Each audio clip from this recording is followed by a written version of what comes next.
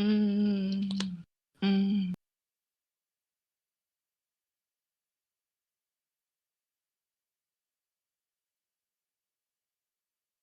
Mm.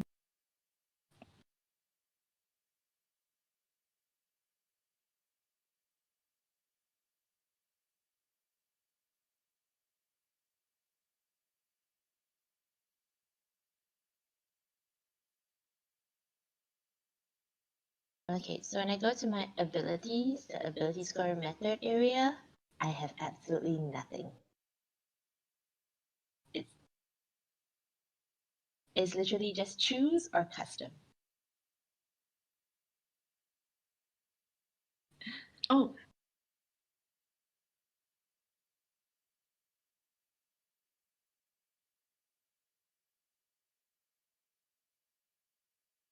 Sure. I'll just do that. Oh, when I went to abilities, I only had one possible ability to choose. So I did a custom. Mm.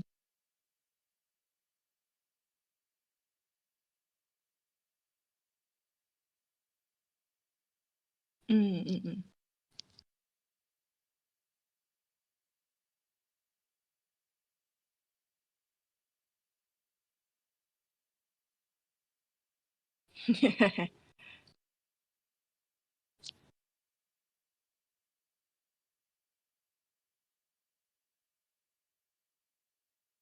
Oh, no, it's okay. Oh, I did it. nice. So I really select your choices, clear assignments, strength, X. Eh?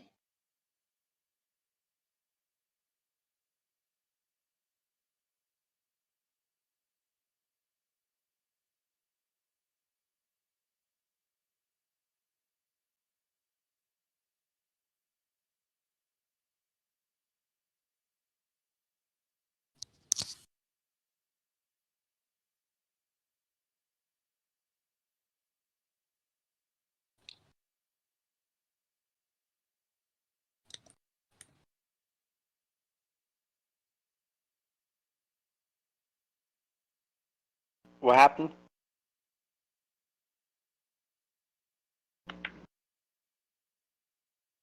Yeah, no. I mean, it blocks me from a bunch of backgrounds, but that's about it.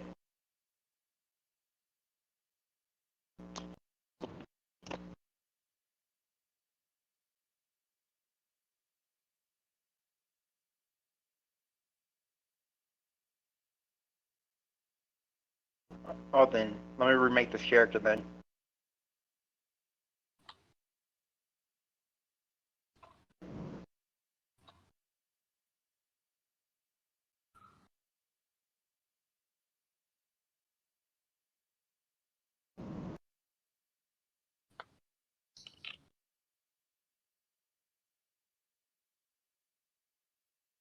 Okay, just let me put everything back in my stuff. So give me a second. Oh, well, it's literally letting me choose my ability points. I need to roll this one, or else I'll just cheat. Do you have my dice? I put the Yes, dice in please. the Oh, but there's no proof here. proof. Yeah, I mean, like, they can't see whether I'm being truthful or not. And your family, you could have been on my side. You can turn on your video. There is a dice roller in Rule 20 right there on the left-hand side of the screen.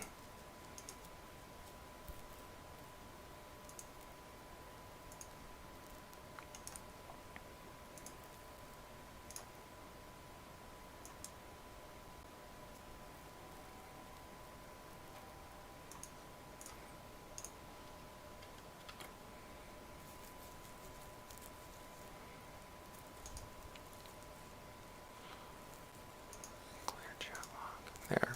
Now we have a clear chat log, and you can... Oh, look at that. I created with a D4.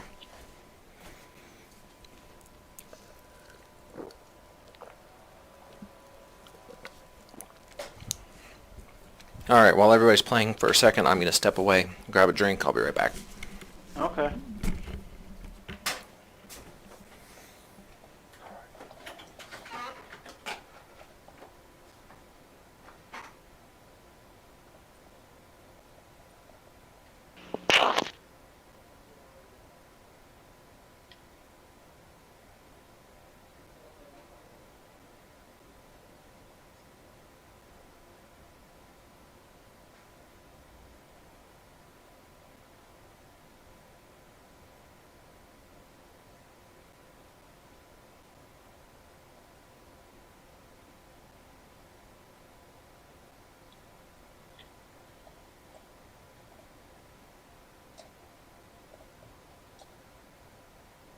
And he told you guys to roll, right?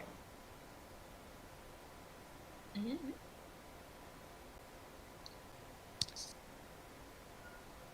Sorry?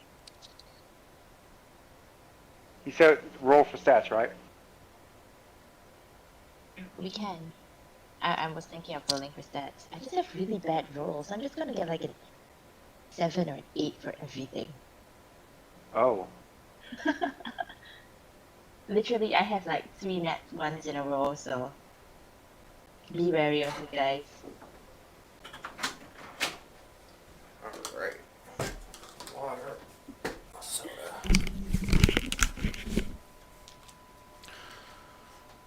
I'm gonna just take the standard set. Says on Google it's a 15, 14, 13, 12, 10, and 8. Oh shit. I don't know. So, did somebody new join? I have an extra name in our chat here, our voice chat. Should be Barry, right? Doesn't look like Barry. Nice. Hackable 1990. It says I didn't know Barry's that. on his way in, so he'll be joining us shortly. I don't know. It's all right. If the person just wants to listen in or whatever, that's cool. I invited him to join. Hey, I'm actually trying to get in roll 20 right now into the game session, but it's not letting, bro. How You interesting. just roll for stats. How did you do that? Oh, so on the character sheet, it should give you the option, which I thought I had you set up for, but when I last checked your character, yeah, under abilities, if you go to ability score method and you hit roll for stats, and then you should have a button that says 4d6 drop lowest, and it does what she did. I still just see choose and custom. Really? That's weird. Okay, let me just roll stats. Am I on Ethan? I am on Ethan. Drop. I'll Did just it? take these. There you go. There's your stat list. I'm not sure why she's getting them, or he's getting them, and you're not. This is why I need to set up more macros so that you can do this. Actually, I do have a macro button, but it shouldn't be needed because, like I said, there is a dice roller on the left-hand side of your screen there.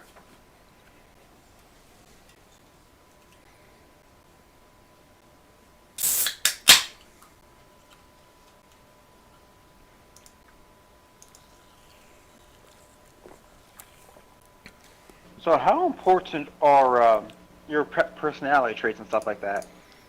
So, I'm hoping that you guys are going to try to take those seriously and actually play your character. Because when Okay, you... so does that... So, for instance, if I pick, I can stare down a hellhound without flinching. Does that mean I can make people roll at a disadvantage for intimidation? That will be something that, depending on how well you truly play your character, I may give you at least advantage or something when you're trying to intimidate them. But we'll discuss that. Depends on...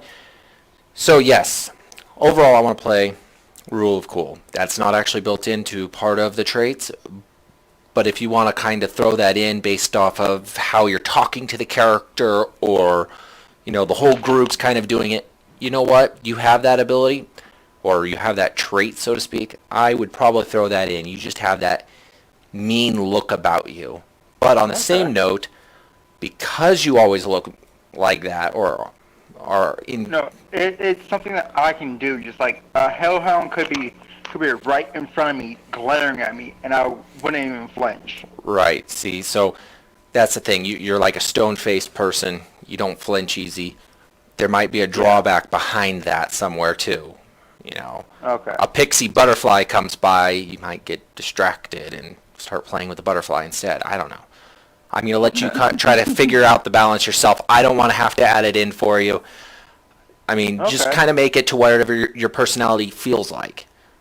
Does that make sense? Okay. But if you do say you're going to stare down a hellhound, I expect, just because it's a large creature, you're not going to run in terror. I mean, that's really what I'm getting out of the whole thing. You got it. Alright, and here's one thing. Do not let me do a charisma, anything to do with charisma. Don't let me do it. Okay. We will work on that. All right. Who has found out how to get in Roll20? Who needs an invite? Who needs a character sheet? I just got in. You should already have a character. If I'm not mistaken, I already signed one for you. I didn't make it. Oh, he doesn't. He's not assigned to you. Hold on. I just checked. It already has your name on it, but it was not assigned to you. Okay. There you go. And hopefully the Character Mancer is going to work for you if you use it, because it looks like the girls here are having some issues. Okay. And then, yeah, what's the party comp looking like? So I am a high elf. I was going to try to keep everybody kind of secret and have everybody just tell me in secret so we can introduce you all. Oh, shoot. Oh. So far, the only information that's leaked is there's a high elf and there's somebody playing a sorcerer, and that's the only information that's leaked so far. All right. Actually, I also heard a different leak, but I shall not say it. We are not going to say it if nobody else caught it. All right. As vaguely as possible, what would be the best thing that All right. would suit the team, coming from you, Lamosla, since no one else really can either say... It never hurts to have a healer. I will never agree hurts with to that. have- It never hurts to have extra heals. So if you want to be an off healer, main healer, whatever, that's your preference, okay? I've seen many games run as solely rogues and still figure out how to take down large dragons. It's amazing. It is amazing, and it was really difficult. But, yes, healers are always nice. Feel free to do whatever. My understanding is this group so far is kind of on that verge of kind of like a chaotic good-evil mix. None of them are focused one way or the other, but none of them are, adverse to leaning the opposite direction. Okay. All right. I'm so sorry, Lamosla. Again. This will be interesting. I'm gonna like it. Okay. I can only pick one There we go. Okay. Alright, I have everything set up ability now. scores. So it's like I have 8, 10, 12, 13, 14, and 15. Right. So Yeah, you can I pick only one pick of one. each. Yeah. So it shows in, say for instance, in this case, your top score is 8. You selected 8. But that one can be 10 as long as the bottom one, or the one below it, is 8. Does that make sense? So Can think, we roll for stats? so think of them as columns. You can only pick one in each column going down. But because there's 6, you can pick them going horizontally anywhere you want. Does that make sense? If I have 8 for strength, I can't have 8 for dex. Exactly. And you have no repeating numbers, so that's the easiest way to understand. I don't know how you didn't get a repeating number. I did. The one that you gave me was roll 111, roll 211, yeah, Oh, 2 okay. 15s, and 2 11s. Because you're selected on standard array for some reason then. Okay, so how about this? We hit you custom. There. Now under custom, you should be able to just manually put in what you rolled. Does that work? No.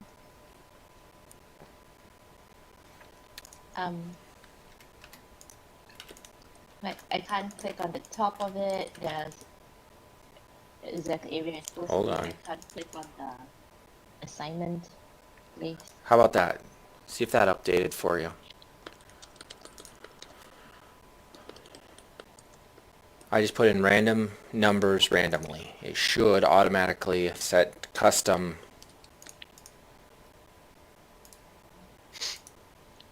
Maybe it's better if I just get through all of this quickly and then the small things we edited on the sheet itself. May I ask? So, can we roll for stats, or is it just point by? I was suggesting to everybody, I actually prefer rolling for stats versus point by. Okay. All right. Because yeah. I love the roll 4, drop 1 method. If you want to roll, let's see, there are 6 stats, so if you roll 7 times and drop that 7th as well, it's even better sometimes.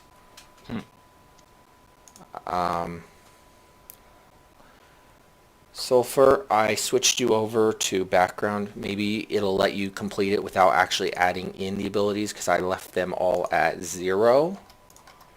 Okay. So supposing then you should be able to go from background. I don't know why, like I said, it's allowing everybody else to use the compendium.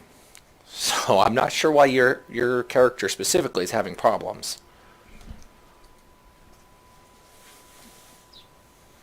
Okay. I'll just go straight to background. Try that.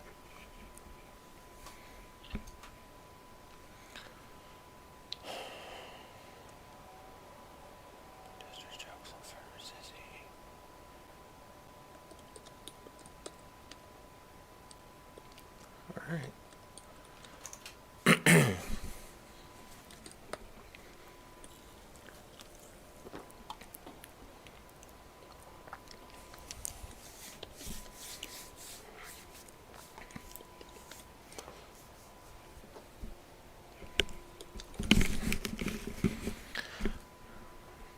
So just to get some sort of chat going on, I'll explain to you guys that my plan for this particular campaign is a prelude to those books I was telling Sulfer I wrote earlier. Basically, you are going to be the adventuring team, hopefully, that basically causes the world to cease to exist as it currently is. You're going to cause a problem that is going to bring what they call mana to life. And mana is, the best way to describe it is going to be like, in the new world, it's a wall of fog that exists anywhere and everywhere at all times. It lives in deep caves, stronger, it sits in pools, but ultimately when it passes over you, mana tends to change your body, change your mind, and cause lots of problems even to the creatures and characters of that area. So you guys are going to cause this first apocalypse. Sounds like the normal stuff for a chaotic group. Right. So, gonna be honest, the story is not about you guys knowing how to cause it. It's just gonna be, hopefully, I'm gonna lead you down the correct series of events to do it. Obviously, I've played in and for many campaigns that just the DM, no matter how hard they try or I've tried, the party wants to go a total different direction. So, yes, we'll see how well this works.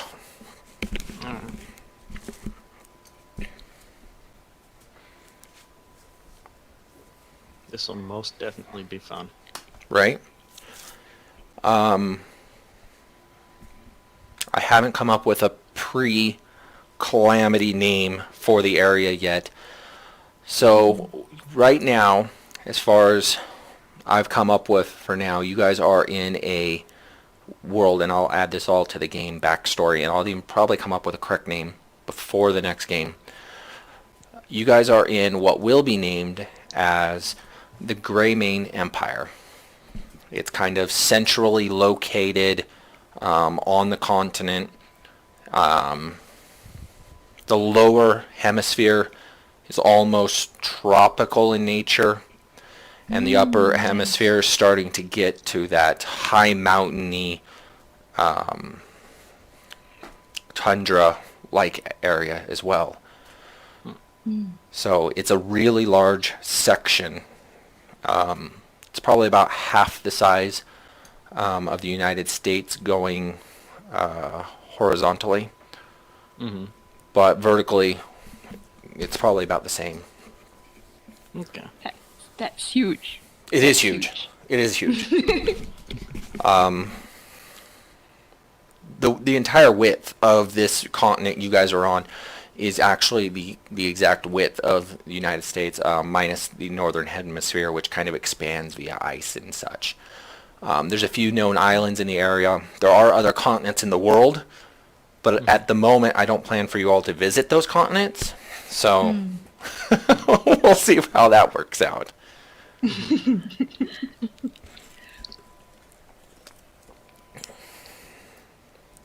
That's a lot of extra backstory that I never planned on throwing in just yet. I think I even had a main city you guys were going to start in.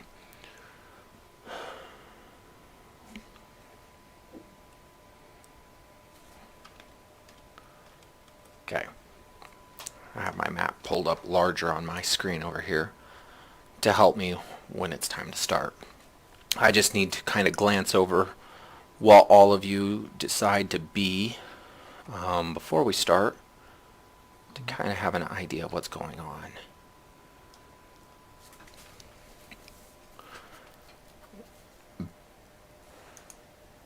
Do any of you need custom tokens? Currently, you were all given the default one. Tokens? The way your character looks on the map. Ah. Oh. Let's see here. Token. I don't think I see anything on my map. It's fine. I'm so squishy. So squishy. You, Squishy like a frog. Squishier than a frog. No, I got 2 7s for my roll, so. Oh, you mean squishy. Right. Okay. Okay.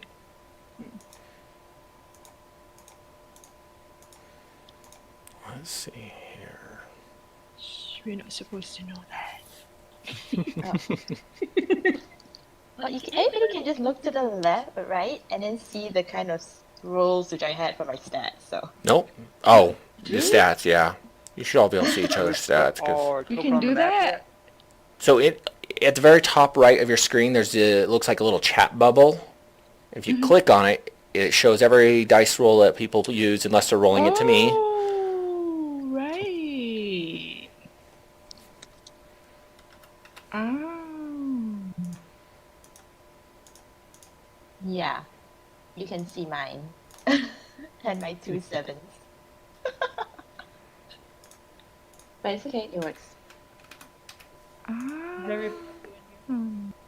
Doing good. Hey, doing good. Alright, so for those characters who do not have a custom icon, I will just be randomly adding stuff for now. I have one. I went to roll advantage for it. Alright, go ahead and put it on the board and I will see what I can do to adding it for you onto your character. That's supposed to be, but Yes, I just gave that to you because you were a bird before. You have a picture. I saw that you added a picture to your character. yeah. Can you give me a sheet? Oh, I apologize. I did not see you show up. I'll be Fender. really quick. It's fine. I remember last time. Cancel. That's the wrong way to do that. Delete this. Delete that. Do I still have a character with you? This is a different game I opened up, so I think they didn't transfer over like they were supposed to. I'm not sure why.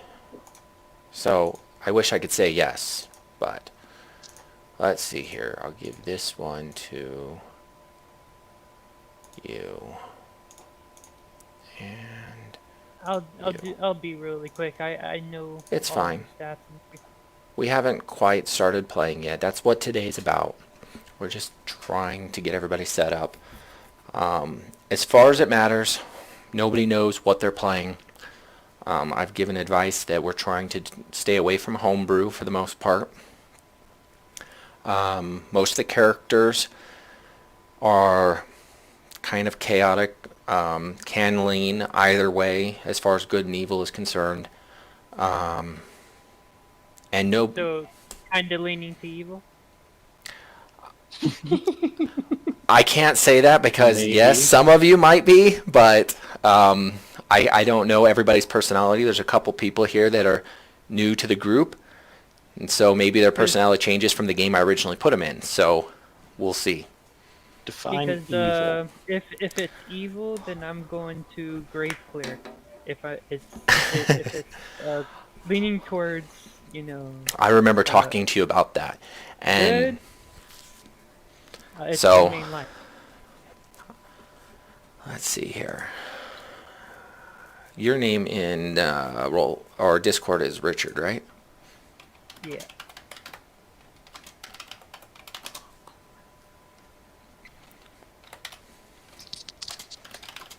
So Ooh, I can is see. it? So guys, tell me, are we going to be evil group or a good? I haven't decided yet. So Okay, I'm a grave player too. Yay, everyone. All I well, should that say you're the first is- one to give away what's going on as of yet. We were going to kind of introduce you all in a strange way, but that'll work. All I can say is that my guy has not decided what he wants to be yet. I understand. So, I can't think of your name. It's okay. I'm just copy this and I'll figure it out. No big deal. Desktop. Let's see. Player. No, not images. Tokens. There we go. And if I go back over here. Sorry, I'm talking to myself. My brain has been working on overdrive all day trying to prepare this, and I'm still not fully set up for a full campaign yet. I should be much better off by next week, but that's because Roll20 requires a lot of customization for a full campaign. Really? So, in order for a DM to be able to react well on the fly to a bunch of random changes, and this party is getting quite large at the moment, so just for rolling loot or spawning random monsters, yeah, there's a lot of prep work I got to put into Roll20 to make it work. Overall, Well, I will promise that I will try not to drastically change the story. thank you. I appreciate that. I think I I will can not second pull a that. bard.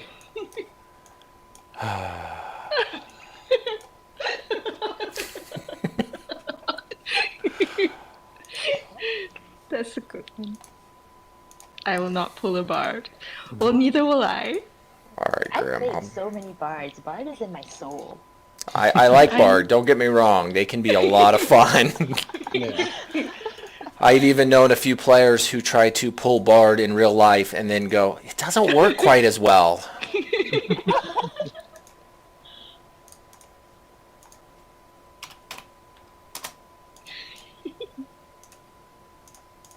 I can see Grim and Ethan on the map, but I don't see anybody else. That's because they haven't drugged their icons out. And Grim is changing tokens now.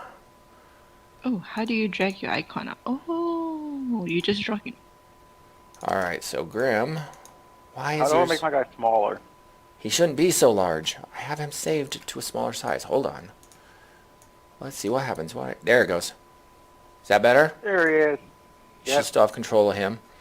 I think everybody else is set to a bird right now, so if you want to set a custom token either in Roll20 or send it to me in Discord, I will do my best to set it up. Otherwise, I will just give you a icon of my choice as we go along.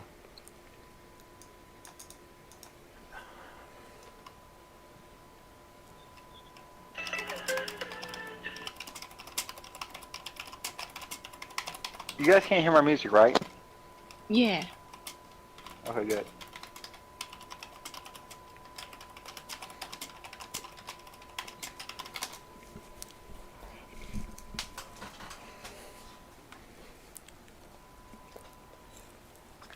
I'm cool with icon of your choice. Okay. Let's see. You are Wisp, right? Yes. Okay, let me see what kind of character you are. Okay. Okay, let's see what I can come up with here.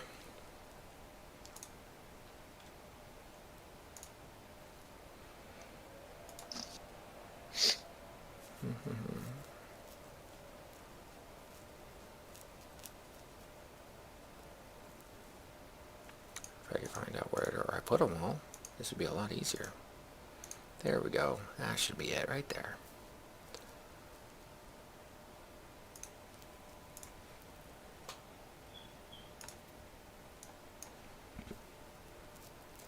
Oh, I forgot to check. Are you male or female? No, don't tell me. Just let me look if you have it written down. I want everybody else to figure that out later. It sounds like a Pokemon trainer.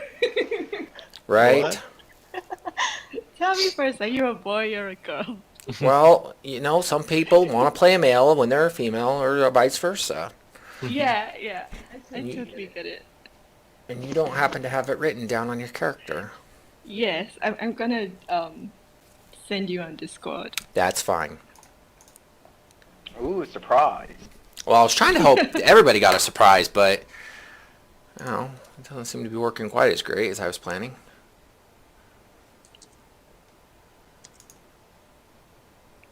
What's a good passive This is gonna perception? As close to 20 as possible, but I think the lowest passive you can get is an 8, and so your choice or your whatever you can think of after that, but passive perception is really important. Look Okay, in good. the chat. Just middle click it. Or just copy the link.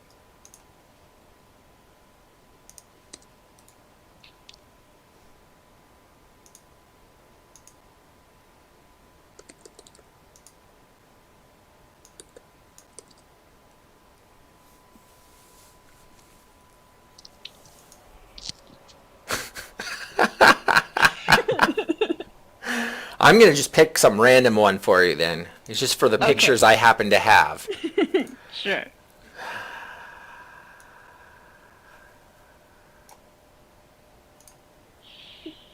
Alright, let's see here. Wisp.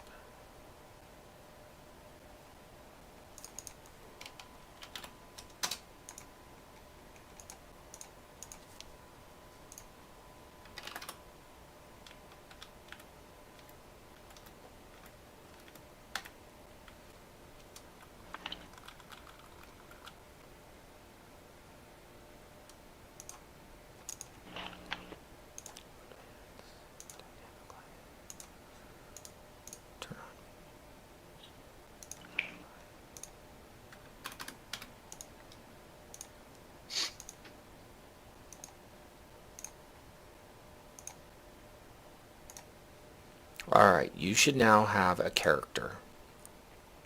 Or a new Yay. icon. Let's see. Barry, I don't think has a new one yet. It looks like he's still working on his character. Yeah, it's just loading the building your character thing. Okay, hold on. The icon, is it supposed to show up on the map, or is it... It said you had an issue with your background, Barry. Ooh. Okay. Oh yeah. My bad. Loading the map. It shouldn't be showing you loading the map. You should be... Everybody should be able to see the world map. Can you not? I can. So turn off dynamic lighting. There shouldn't be... Yeah, I can see it. Okay. I was going to say, I don't have any fog or anything like that on that particular screen. Everybody should be able to see the world. And the two icons that are currently there. Yes, And can see the world. Oh, 3 icons, yay. okay.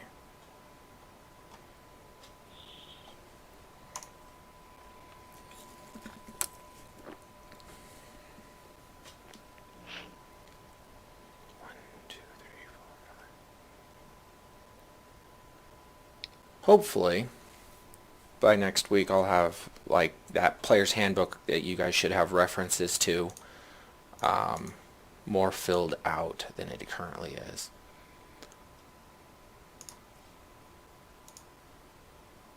Okay, yeah, it should be on everybody's thing. Like I said, that book is just going to be for commonly asked questions that I receive. Ultimately, I hope the compendium actually works for everybody as we all go through this. Either that or you guys are good with Google. So it doesn't take a lot of time for each of us to try to look things up for each other. I do my absolute best to try to memorize things, but I'm not the best. It's okay. We do have Google. Or do we? Wow. What is this internet? If we you get speak of? disconnected to Google, we get disconnected to Discord. Probably.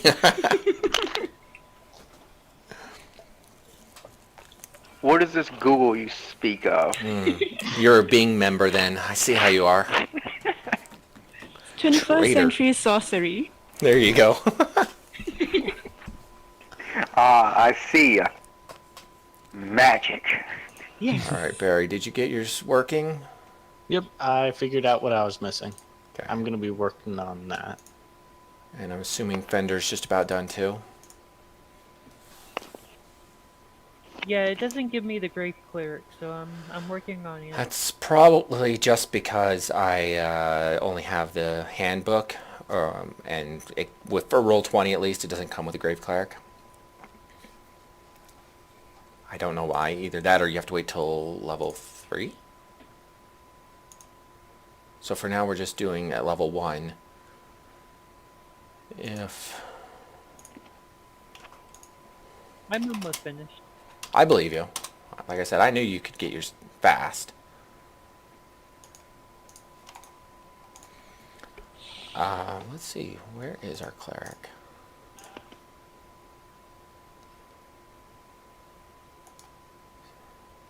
See, yeah, I think that's what's going on there. Because as far as I see on my D&D Beyond, which they try to copy, as far as the player handbook's concerned, there is... I don't see a specific Grave Cleric option on D&D Beyond, which might be why they did that. I do know it exists, and I know what you're talking about. There we go. Nice. I'm working on a way, and we'll see how well this comes out, but I'm working on a way to try to figure out how to implement custom items into the compendium for us to easily drag and drop. But so far, that's not working well, and I mean, I'm just gonna have to make... I ahead. rolled horrible with these abilities. It's no big deal. This is D&D. Even horribly rolled characters can still be the best characters in the game. You're on the same level as me. It's fine. Maybe your first one is even better than mine, so you are fine. Sulfer, I think you even had the worst rolled character in our first game, Yes. and you still did great, even though you couldn't hit with a bow. My only bad thing is do not let me talk to anybody. Yeah, that's good. It will possibly go horribly wrong. That's always a smart thing. I will tell you guys, my favorite story is when I played a campaign. Actually, it was the first campaign I ever tried to DM. I had a player who wanted to play an orc barbarian. Now, I love the idea of an orc barbarian, and the player could RP a orc barbarian like nobody's business. Mm-hmm. Great character. His idea of persuasion is, I got an axe, you didn't do as I said the first time, slash. So intimidation, got it. No, not even intimidation. He just says, do this. Doesn't roll intimidation. If they say no, he cuts them in half. Wow.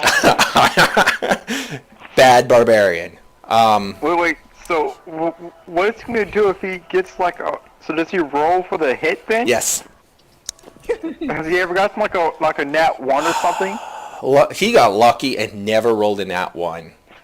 Oh. I mean, it was ridiculous. This guy would pull high rolls out of thin air, and they were all automatically done on roll 20 too. I mean, this guy was crazy. He would be the guy that would run into a fortress full of people, and you're like, there's no way our group can handle this, and he will single-handedly basically take them all out. I'm like, gee, sound like balance. A good buddy I need. Yeah. I want to know people like that in real life. Like Right? a real life person who would run into a drop and do stuff. Right? You know what? I shall be that person just with a bow and arrow. All right, so here's the thing. Unless the whole group has that same mentality, that person tends to break the whole group.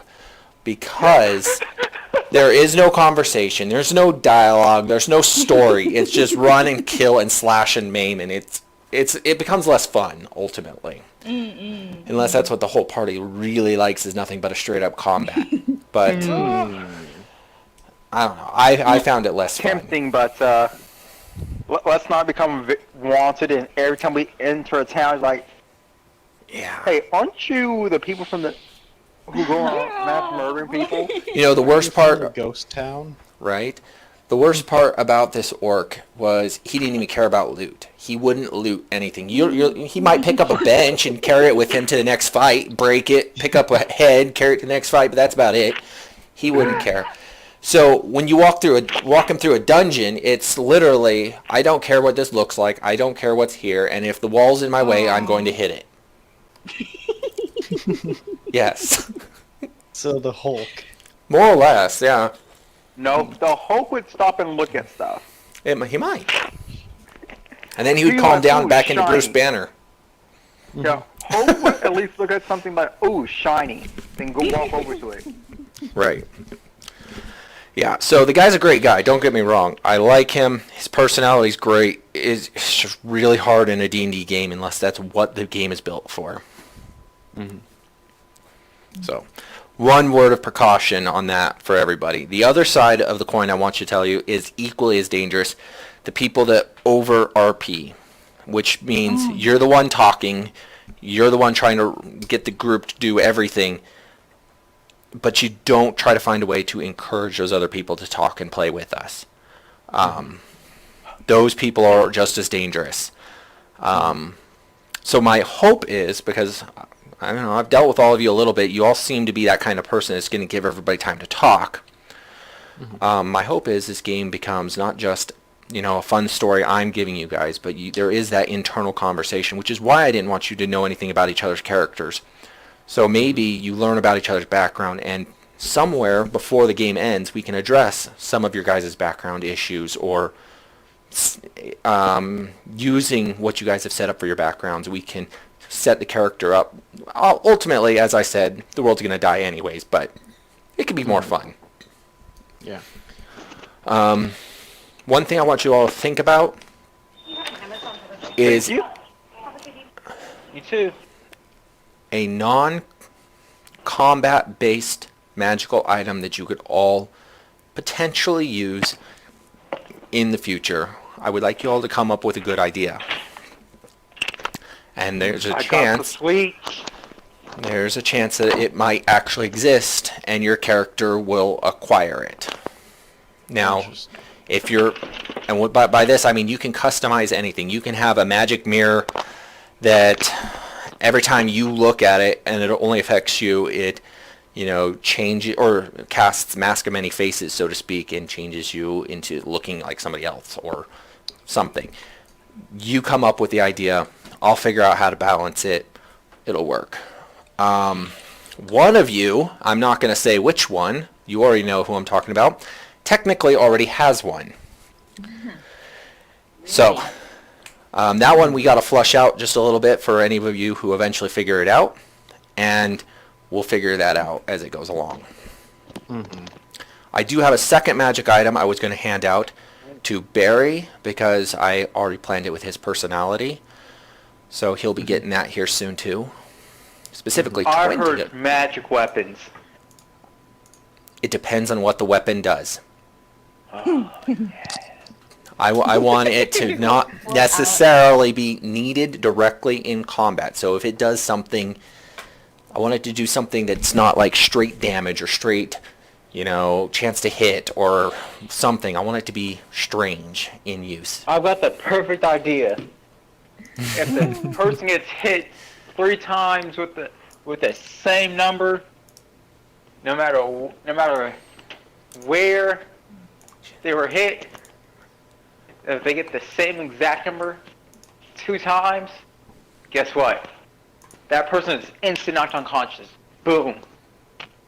You know what? Perfect idea, don't you guys think? We're facing a god. Basically, 2 nat 1 for damage. He's dead. Exactly. All right. As long as you can get it to hit. So that means it can be used in a fight. It's just not combat in the traditional sense. Basically. So I can. But on a real note, I think I have like a pretty good idea for that. So where it doesn't even do damage, is that, let's say that you stab somebody with it, you can get like some information. Like let's say, like it's something that are actually intelligent. You stab it, it actually transfers some information to you. A sword that does emotional damage. No, it does no damage. Mirror. No damage. No No, damage at all. I'm saying A like, mirror with emotional damage, just like you show the person yeah, every single bad idea they think about themselves. it doesn't hurt them. Go straight into the head. Yeah. Just like your parents never 100% loved you. does not hurt them. You just get their memories. So weird stuff like that. Yeah, stuff like that, or maybe you want a spice that makes all food taste good and has no diseases or something weird like that. Maybe you want a unlimited bag of dust that every time you throw it on the ground, it removes all your tracks and your scent. I don't know. Come up with something interesting. Come up with something fun.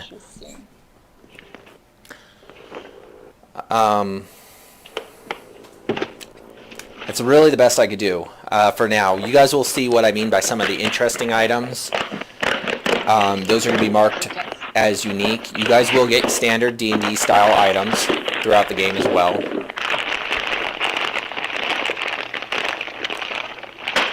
Ooh. God.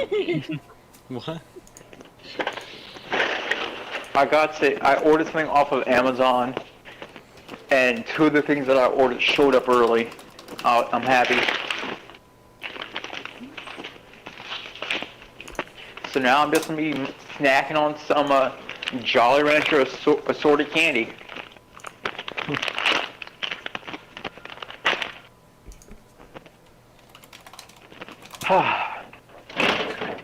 So yeah.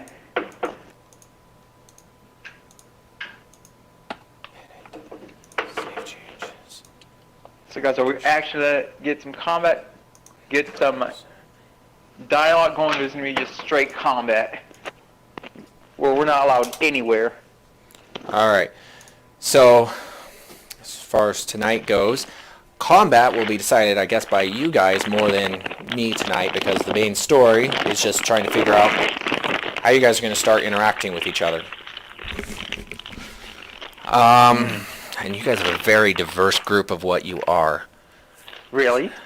So we're going to see. I'm wondering why Barry's character is not working the way it's supposed to, but we'll see how this goes.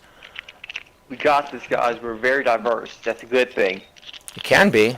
It can also be a curse. I mean, it can't be as bad as the one thing where we did it was like 6 people versus the DM who controlled 6 people.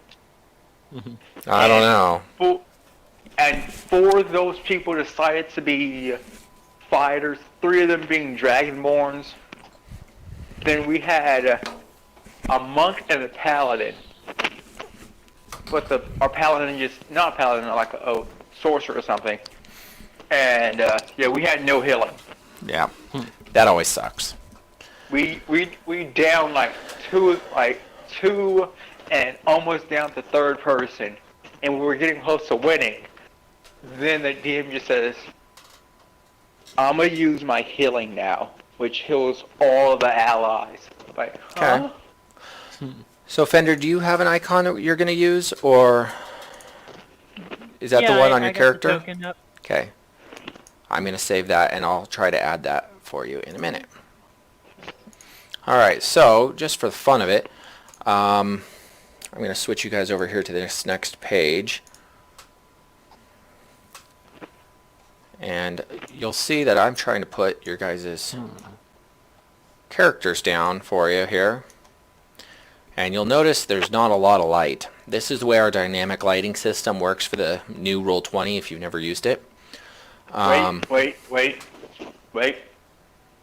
What? Oh, you're not there yet? Is there a way where you can change it just for me? Because I have a racial bonus that makes it where I do get to see in the dark. Yes, there are some of those options. Yeah, I have dark vision, which to twilight forest and nights. I have superior vision in the dark and dim conditions. I can see in dim light within 60 feet of you as long as it were bright light, and in darkness as if it were dim. All right. Light. Your character is Grim? Yep. Okay, you should actually be able to change this option too. So dim light. Yeah. So we're going to turn on, I believe, night vision is how it works. What was your night vision? You said 60 feet? 60 feet. Okay. If it's dark, it's dim light, and dim light is regular. Right. I have night vision. Okay, on Fender's character, as soon as we... I have a coin up there. But Yeah. it's not pairing. It's fine. I will get it paired here in a moment. Everything okay? And there's you a coin. Edit this one to Fender, and that way. You don't see my character up on there? It's I have it. southwest corner. Oh, did you put a different icon? Oh, I'm Yeah. sorry.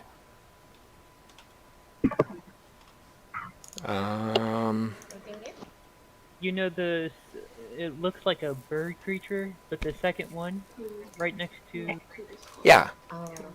your little icon right here. Dynamic lighting. Yeah, that one. Vision, you have night vision of 60 feet. And I'm going to say, for not 22, and save. Okay, so that one should remove that and use there. Now if I delete that and drop that out, you should have control of that icon now. As I'm saying, you guys can see how the light is kind of... The light is kind of acting strange. And it's on purpose. I have sort of built into a little strange labyrinth on this screen for you guys to kind of move your tokens around and play with for now. Okay. You shouldn't, hopefully, be able to move your tokens outside of the walls. If you can, I don't know why, but, you know, however it works. And as you move around, you'll see that there are, and hopefully I made it big enough, it looks like. I may have made a wall that's the wrong size, but that's okay. That's just another thing I'll have to worry about. It looks like you guys are able to move through the walls. That's okay. I'll fix that again later. Anyways, it's showing you how things look as you move between the rooms, or you'll be able to move through the rooms. Potentially able to look through hallways. When we play, and I give you guys a battle map, until everybody gets their description or decides to move outside of the area they're in, or maybe even on your or until it's your turn. For the most part, I want you guys to stay within your room. You might be able to kind of move around to any location in the room when you're outside of combat, just to kind of peek around corners or whatever. But for the most part, this is kind of how the system's going to work. It's going to there's little lines that you guys can't see embedded into the program. There's going to be walls. Hopefully you can see the walls down there on the bottom left. I don't know if it's set up for you to do that correctly. But it should automatically give you line of sight, basically. So if there's a monster hiding in the darkness and you guys happen to move upon that monster, obviously you're gonna see it. And hopefully, theoretically, it's gonna make it so that you guys have your own vision. You don't share vision right now. So if you move too far away from another party member, you should get lost. If it's set up correctly and works correctly, you guys should be able to see any explored map. Otherwise, I'm sorry, I screwed it up. Roll20 is very glitchy at best. If you guys have not noticed it, it's something I like to say over and over again. So we will work on it, and if it gets too chaotic, I will just go back to manually removing the darkness. But I like it because when I did get it working at one point, those of you with night vision can actually see your own vision. You don't see everybody else, so you know what you see. And if I put torches out, torches would be light vision seen by everybody, and once you're within that torch's light radius or can see the torch from your angle, it kind of shows. And so it still looks like unexplored map until you get near it. And it's actually a really cool effect. Okay. So we'll see if we can get it working. It's going to be a work in progress as we go along. So for now, Can you see each of our perspective things? I can see everybody and what you're all doing right now. I don't know if you guys can see each other right now. Currently, well, you guys are using their new dynamic light system, and that system is what causes some of the new issues. So we'll see. I might have to go back to the old system until they get rid of it.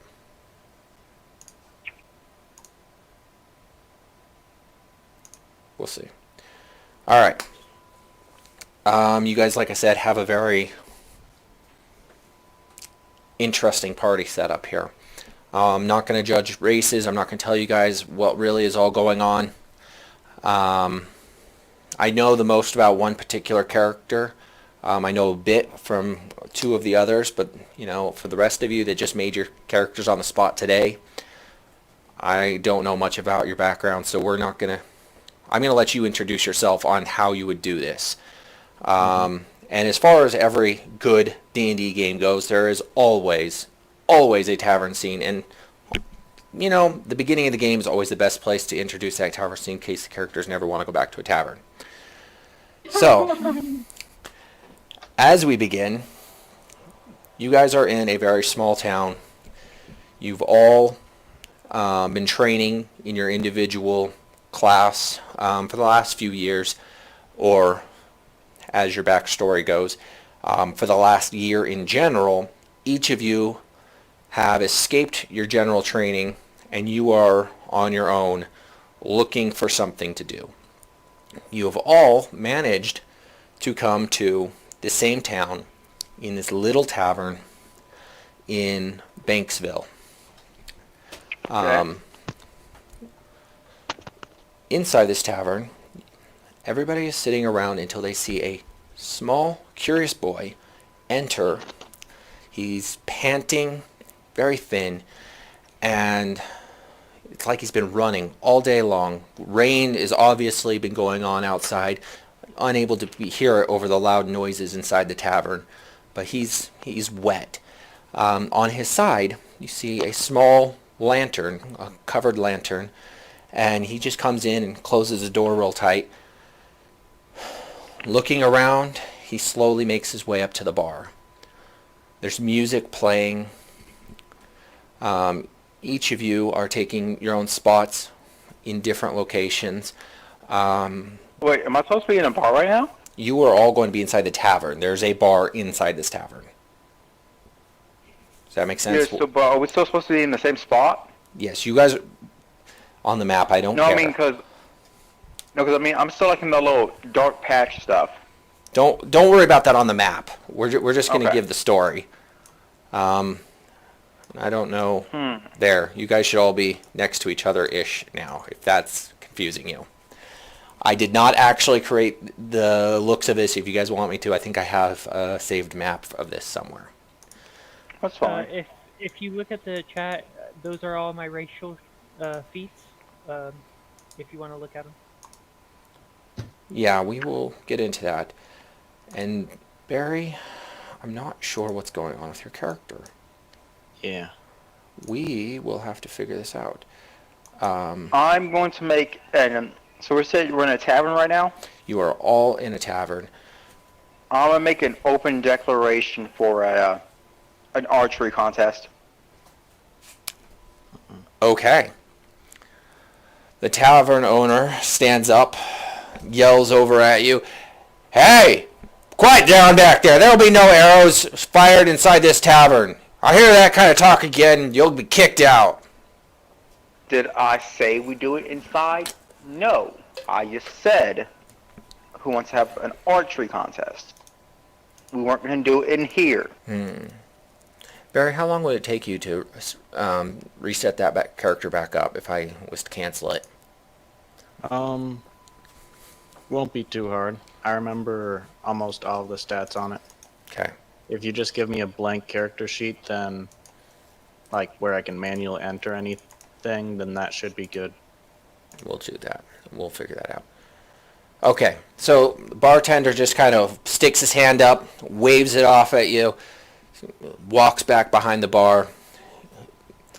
The rest of the tavern's kind of just looking around. You see in one corner there's a small dwarf just kind of drinking alone. What are you going to do, since you're the one that spoke up? I'm going to walk over to the dwarven and start a conversation with him to see what his background stuff is. There you go, Barry. You're going to walk over to the dwarf? Yep. Okay. Introduce yourself, Mr. Dwarf. Or Miss Dwarf, as you would like to introduce yourself.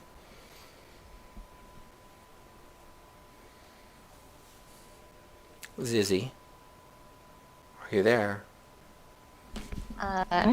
Yeah, she's here. I think the mic's not working. The mic's not working. I heard you just a moment ago. Okay, here Could now. you Yeah, I heard you a bit. Okay, wait. Let me just get.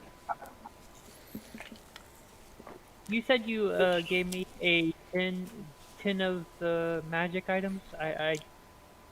You didn't post that. Could you post that underneath? So I should have given you... You should see under magic items, the item I gave you. I'll just let Okay. you reference that to however you want. Is the mic working now? I hear you much Yeah. better now. Ah, yes. Yay. All right, go ahead and introduce yourself. Hello. I see my magic item. Ooh. Hi. Hello. So you approached her. She just says hi. I am Grim. What's your name? Hello, Grim. No name reference. All right. Where are you from? Where am I? I'm from a far off town. I'm a soldier out there. How long have you been a soldier for? Anyway, what are you doing here? I'm just bored. I'm off duty right now, so got nothing better to do. Okay. So, as you guys are having a conversation that neither of you seem to be truly interested in and are both obviously bored, I was hoping you guys would kind of introduce your characters a little bit better, but that'll work. I gave my name and background. You did. You did. That The is dwarf true, was a little that less is true. forthcoming, but maybe that's her personality, and you just kind of didn't play it too much. That's okay. We'll work on this more. All right. Could I use essence of charm here? You can. Okay, everybody should make a. Are they all within Perception the distance? I don't see anybody. So Fender, just for 15 your foot radius. okay, it's going to be a 15-foot radius. You are all inside of about a 30-foot tavern room, so you'll be able to engulf maybe about half of this room. The bar, I'm going to assume, Fender. I don't see anything. I don't. I know. I didn't give you guys a map. If you would like, I'll give you a quick map. Oh, that's fine. It's fine. I'm just saying I didn't see any. I know. I wasn't sure how far we would be able to get along today, so I did not actually create you guys a decent map for this. I really thought they were 15 feet away from me. So, well, and that's fair. If you would like I've said, you have that option. They can be 15 feet from you. I'm just saying you can't cover the entirety of the bar. Yeah, I wasn't interested in the entirety. I was just interested in our. Okay. What's So going on? I'm going to let everybody decide where they are, and based off of their description, we're going to decide who is outside of that 15 feet. There's the front door of the bar, or of the tavern, excuse me. Use the point, right? Or is it 15-foot radius? From the dropped location. So Get the pick. yeah. So if I do, let me see. I'm going to throw a random icon down here. If I put it here, it's 15 feet from, let's see, ooh, I'm in the wrong layer. That's not helpful. Object and token layer. And I'm screwing it all up because my examples, yeah, sure. We will go that. That is pretty close, yep. That's pretty close to a 15-foot layer based on what you were showing me.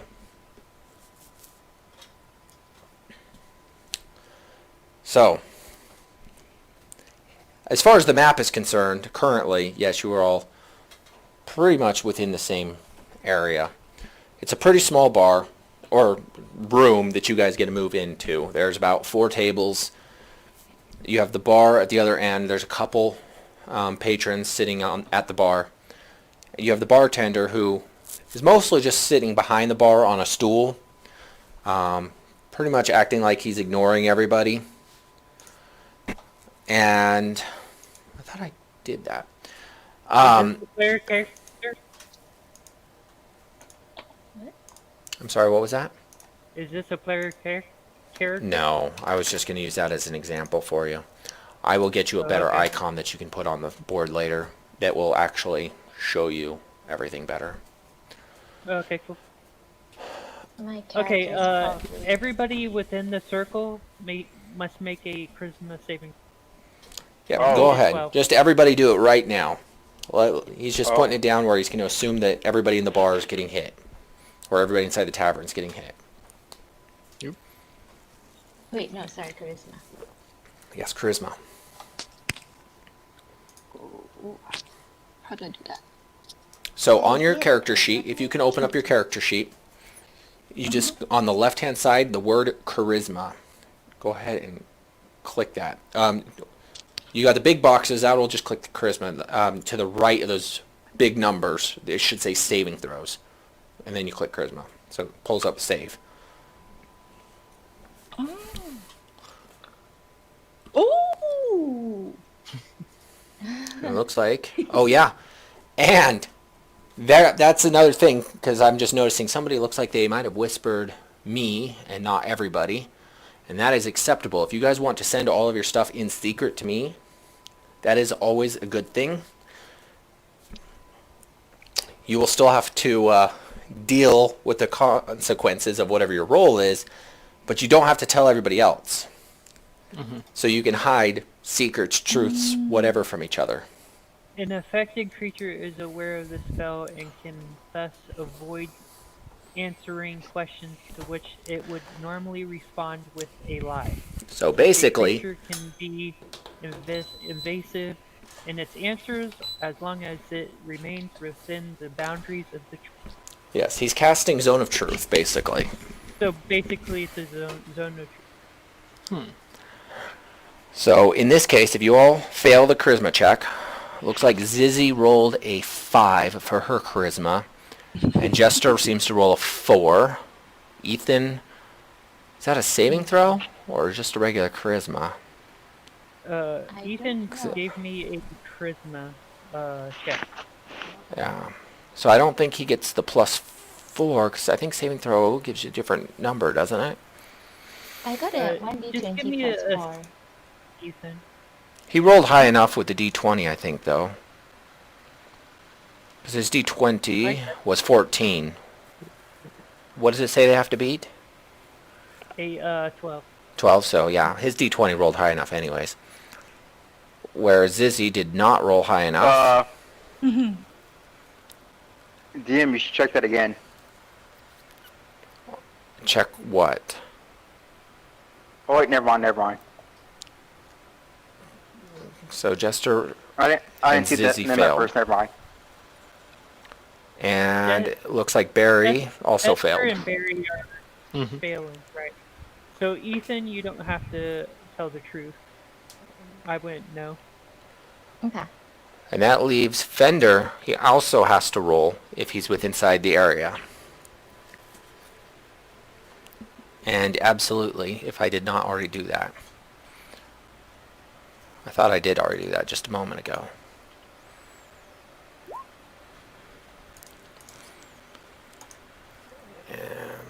Yeah, I don't have to 18. tell. Nice. Yeah, I don't have to tell the truth. Alright.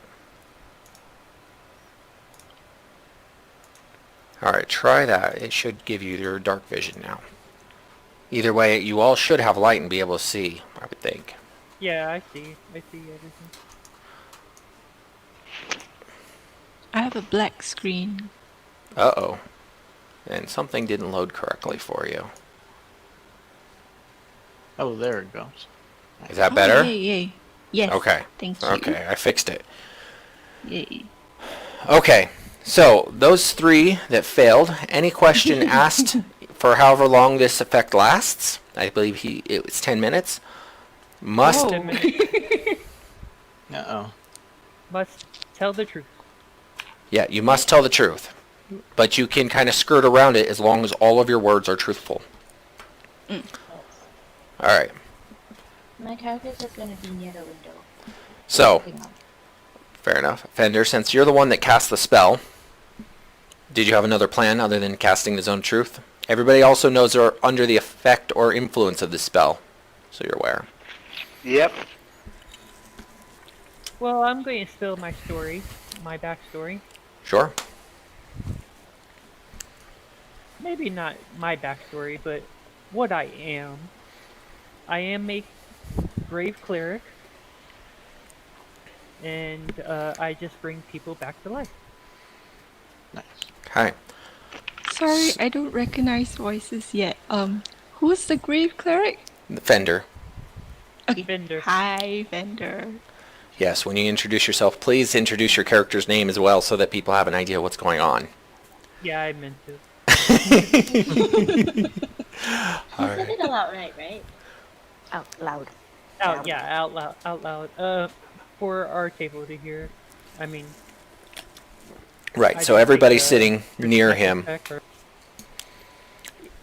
Ethan is currently at the bar within the zone of truth, but kind of near the outskirts away from everybody else. Ethan would be that small boy that I described in the beginning, currently ordering something at the bar. Not really able to hear you. Ethan, would you react to this particular spell in any way, or would you just kind of shrug it off? He knows he's not affected, right? Yes, but you know that there is a spell in the area. DM, I got a He would question. look for Are the we all person level? who did. Everybody should be level 1. Okay, cool. So in Ethan's case, he'll just be looking around, trying to figure out who is the one that made the spell. Fair enough. Sorry, can I do a check? Because I'm really blurred at this. Who was the person who came and talked to me just now? Grim. So, Okay. Grim and you three are kind of at a table. Okay. Ethan's at the bar, and Barry's going to be at another table not far off. Mm. Is that good for you all? Yes. Okay. Yeah, but Dean, did you see the thing I sent you? Maybe. Let's see. Oh, the random letters Above that. above that. I think I did it right. You're trying to swipe something off the bar? Yeah. Okay. From that one, you'll have to do a sleight of hand. Yeah, I did it earlier. That was 18. Oh, you did? Okay. I will start paying a lot more attention to this if you guys are going to do that. Yeah. Okay. A lot more attention. I'm not used to people actually abusing that method of whispering me, and I appreciate it. I point it out every time, but nobody ever uses it. So, let's see. 18.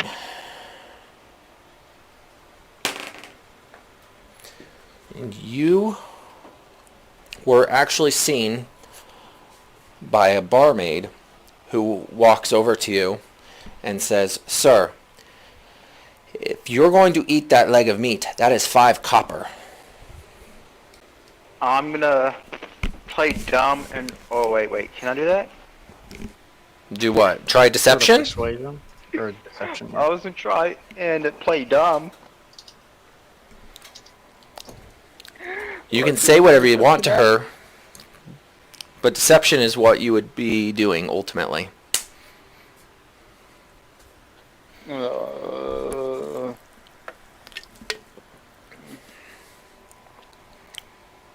And let's see, you failed.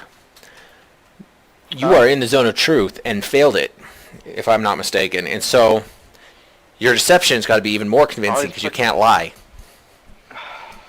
I'll always put it back.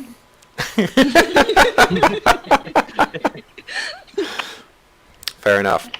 In that moment, you guys see there's a couple of the other people who seem to work at the establishment talking to the tavern owner, who's sitting back there and looking very angrily and trying to look around the room right now. I'm gonna hide somewhere. Okay. You're going to try to hide. Currently, because you said you're at the bar, you're actually... No. I'm gonna stand still. Never mind. I'm gonna go right back to the group. Act like I didn't do anything. Okay. Fair enough. There is one door out of the tavern, just so everybody knows it. You guys are not sitting too far away from it. There is a flight of stairs that goes upstairs to where the bedrooms are, if anybody needs a bedroom for the night. It's a normal tavern. There's no brothel in this building. Some people get a little excited when you mention that stuff. All right. Bards. Right? I missed out previously what all the races of the characters are, so could I get a recap? Sorry about that. Absolutely. Fender, what race are you? High elf. High Elf. The High Elf is sitting next to Wisp, which is which race?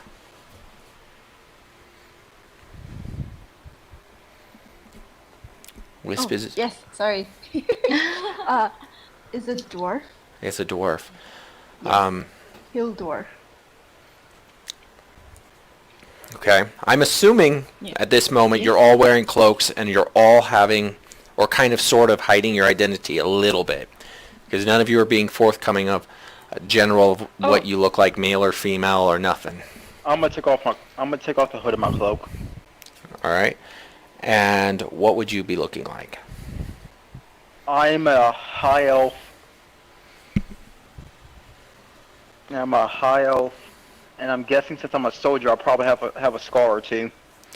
Okay. Scar or two on your face. Color of hair? Oh, I just remember I didn't put that stuff in. That's fine. That's fine. This is what today's about. It's just trying to I'll get say people black. over a feel. You have black hair. Okay. Are you male or female, or are you not going to give that description at the I'm a moment? male. Male. Okay. First person was to actually Grim, throw right? something out. That was Grim, yeah. Okay. Okay. Who is now hiding from the bar person, but And Barry, just, do we need to get you an icon still? Yep. I can send you it. It was on the previous character that I had. so Okay, Grim you'll have to suddenly put it takes somewhere off. because You I know don't what think I have happened. it anymore. Fair enough. So we have two high elves in here. Ethan, you can describe how you look if you, however much detail you want to. Do you guys want me to send the picture? Because I think that might just... I mean, we can do that. Let's see. If I do that, you should all get a pop-up, yes? Oh. I didn't get a pop-up. My screen is black. Why is your screen black? Why is everybody getting a black screen? I have All no right. clue. See? How about that? Did you guys get a refreshed screen? Yes. Now I can see. Yep. Okay. My torch looks like it's going crazy. I don't know what's going on.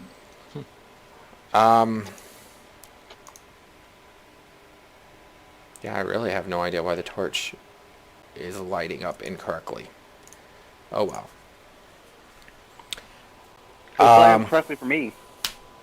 It looks like a black circle around it on my screen, but that's Yes. okay. It should be a light circle, which is the big radius, but that big radius is shut off by all the other characters, I think. I don't know. It's off in one direction. I don't know. It doesn't matter. I'll get it worked out by the next game. I'll make sure the torches actually work and all the backlightings work. Okay. No biggie. No biggie. Alright, so you're all here having a conversation, introducing yourselves. I'll just put up my character's look, the picture in the Discord, so if you guys want to see. That's a good idea. That would be a good idea. That'd be easier than linking it the way I was going to link it. Mm-hmm. Since how Roll20 is having its fits again. Oh wait, sorry, I sent it to the wrong thing.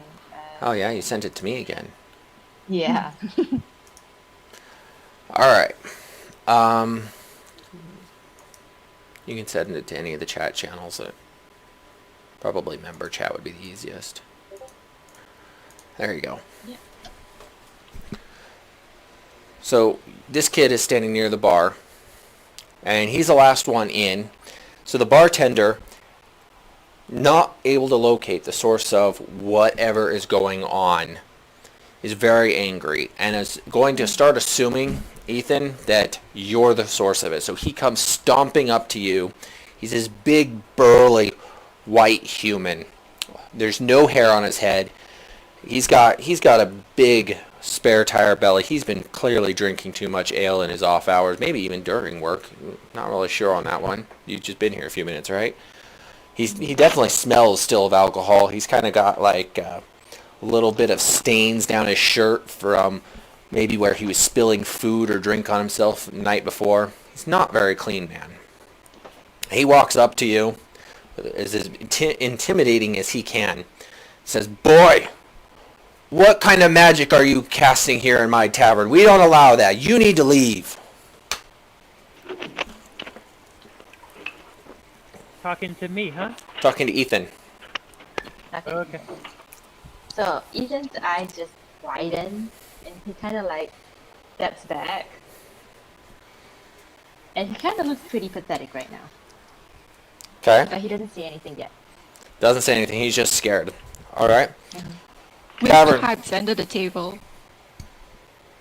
Wisp is hiding under the table. Go. We'll see how well that works.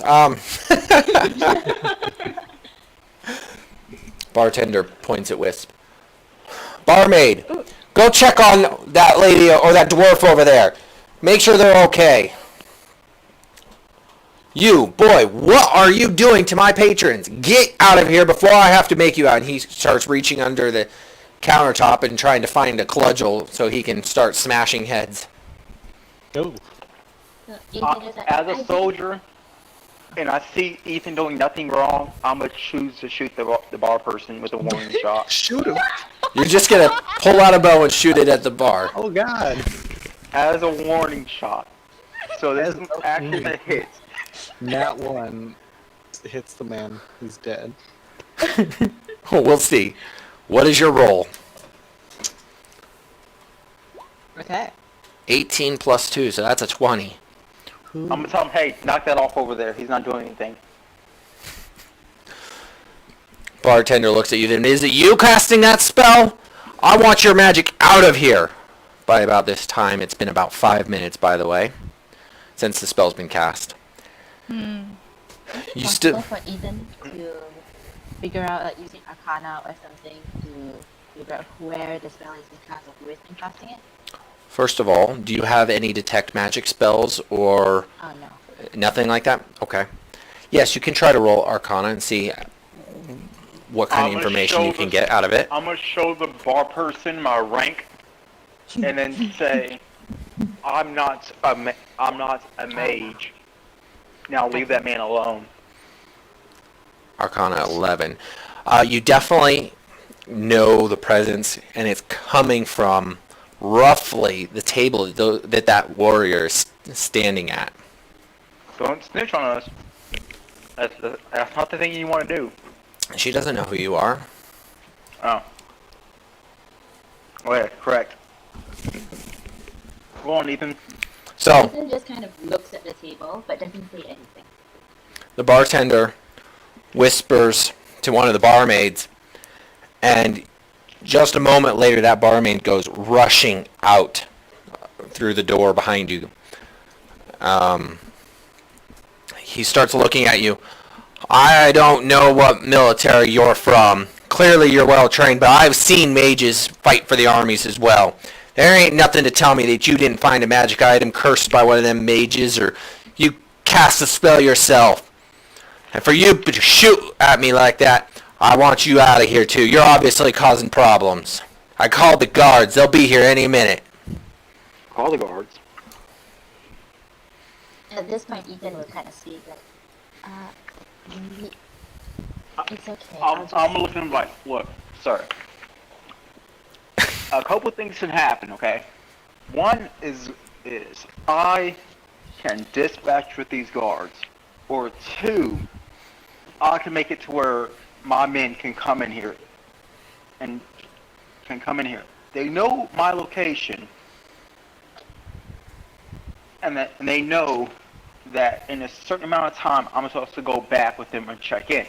If that doesn't happen, they will come to this location. Just a warning. Are you trying to intimidate him or just persuade him in general? No, I'm trying to intimidate him. Roll an intimidation check. 0. Oh. Intimidation of 12. Let's see if my new die If macro this works doesn't work, well. he might just get shot. Wow. Okay. He actually rolled just higher than yours, so he is not intimidated at all. And he says, I know the laws around here. Sending you out of here for troublemaking ain't against the laws. You go, I'll have the guards escort you out. You cause them any troubles, they can lock you up. I just want you out of here for causing problems. Ethan would like to go up to the both of them, like between them, and then just say, it's alright. So you're trying to I'll de-escalate just the leave." situation? Yeah, She- I'm she- trying to discuss. You said it's So all right, it's what? alright, I will just leave. I don't want to cause any trouble. And he just smiles at them with a really cute smile. I'm trying to say them just like this. Bartender says, you know what? For all I know, your entire table is in league with that soldier. Yeah. I want all of you out of here for the night. You know, I'm going with my personality trait, and I'm going to shoot this guy. Oh god, I start drinking alcohol. Like, right then and there. He said that we can play our characters, and this is part of his personality Okay. trait, so... I do want you to follow your traits best you can. Ouch! Oh no. Yeah, that hits. I mean, can't deny that.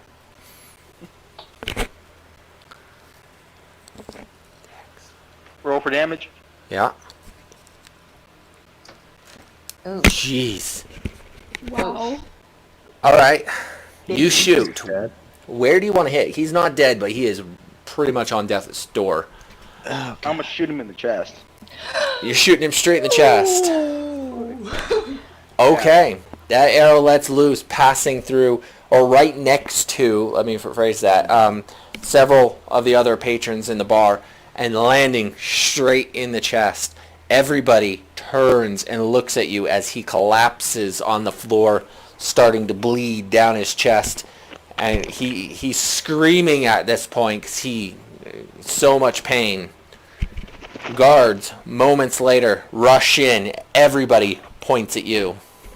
I'm gonna go over and heal that bartender. I'm gonna assist. Okay, the two I'm of going you. to look over at the guards and say, this man was giving me problems, but I will go now. So, The guards, there are 4 guards that walked in with the maiden. And each one, or 2 of them, are actually grabbing you on your way out. Are you going to resist their grapple?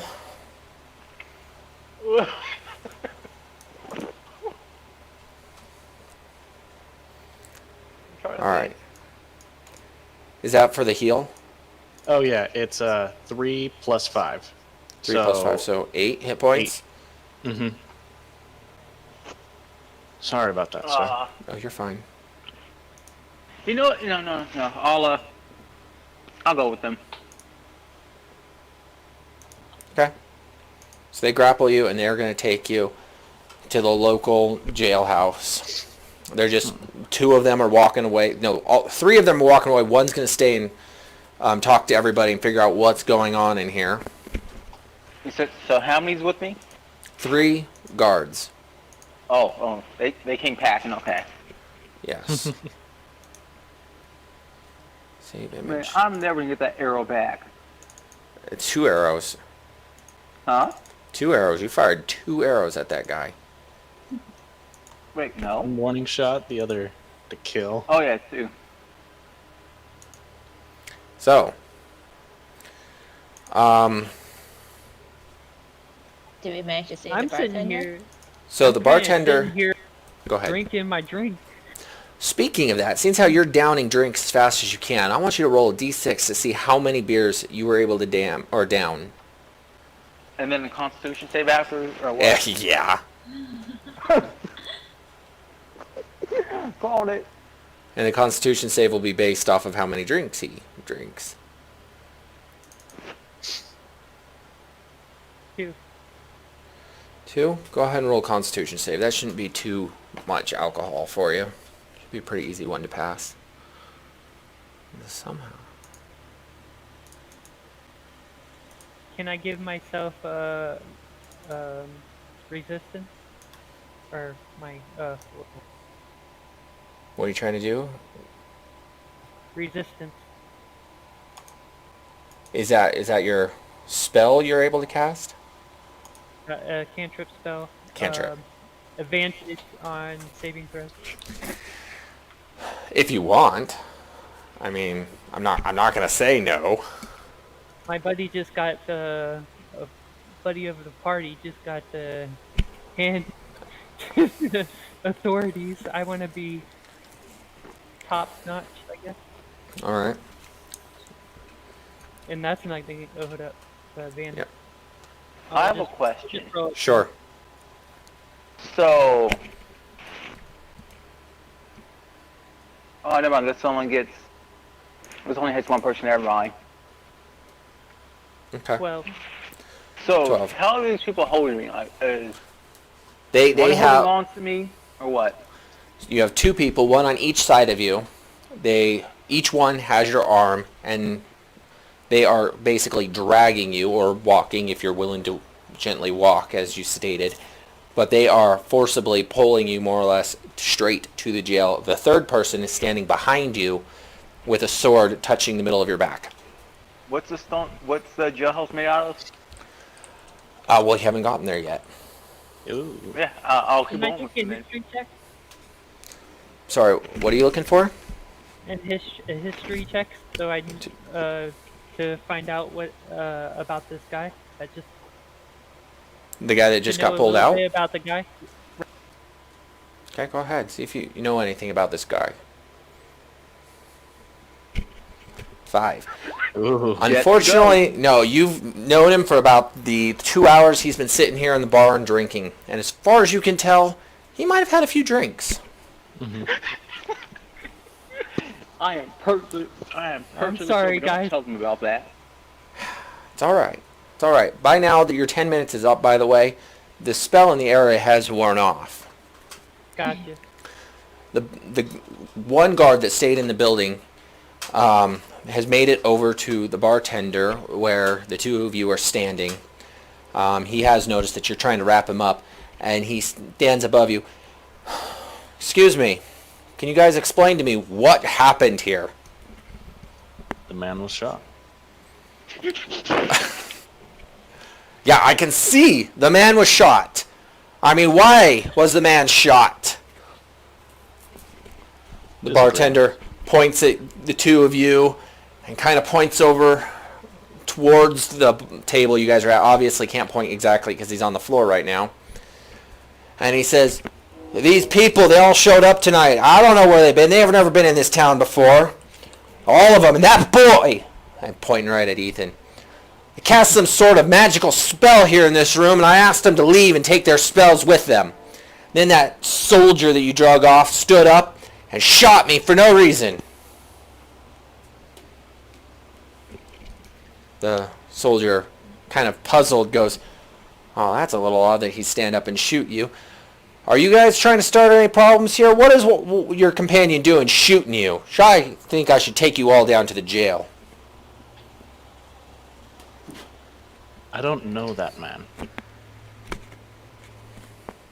Why are you so kind as to take care of this bartender when none of the other people in here decided to try to help? They all look scared of you. Common generosity, if nothing else. Why didn't they help in the first place? Clearly, by their looks at you, they're terrified that you've cursed them or bewitched the man standing next to you. Let them believe that. I just healed this man. And what about you, boy? He pointed you out specifically. I just came in. I didn't want to start anything. I was willing to leave, but maybe we should get him healed up, right? I tell him I've been in here a lot lately, and I just wanted to finish my drinks, and I'm just part of a guild in the city, and pull the guild membership. You're going to have to roll a persuasion check because the bartender literally said he's never seen you. I don't drink very much. That's why you haven't seen me very.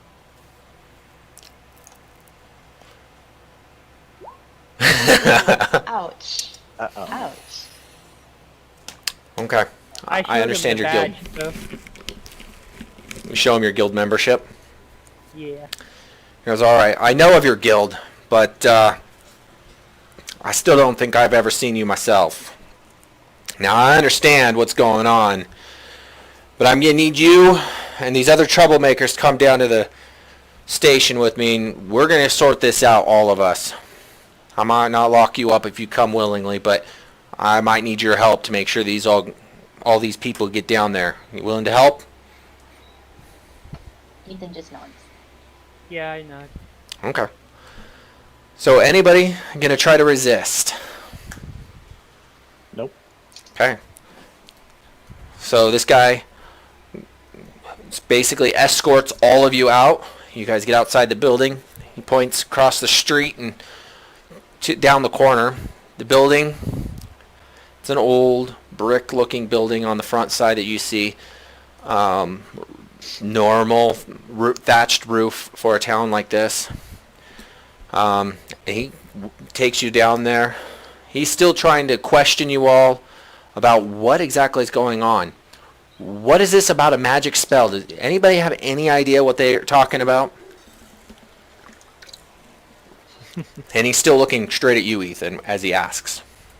Oh, straight at me. Okay. Well, because you were pointed out, and so he's extra worried some about you. Okay, so he nods and he goes, when I walked inside the tavern, there was a spell that was being used. But it really wasn't me. And, yeah. That's basically Okay. Does anybody else want to add to that? I'm an innocent man.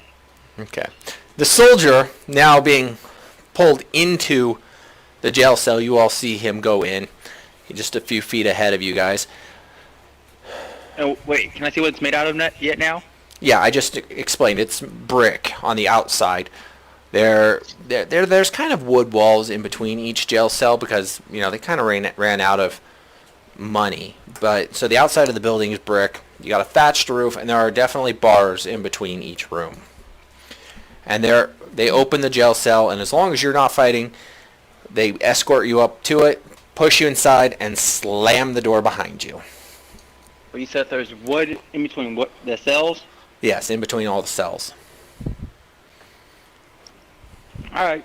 And it looks like, you know, old inmates might have even carved a few holes or maybe knocked out a few knots from wood to talk to each other through the walls. They've also confiscated your weapons, or at least your bow that they saw. Oh, I don't need those weapons. Okay. Okay.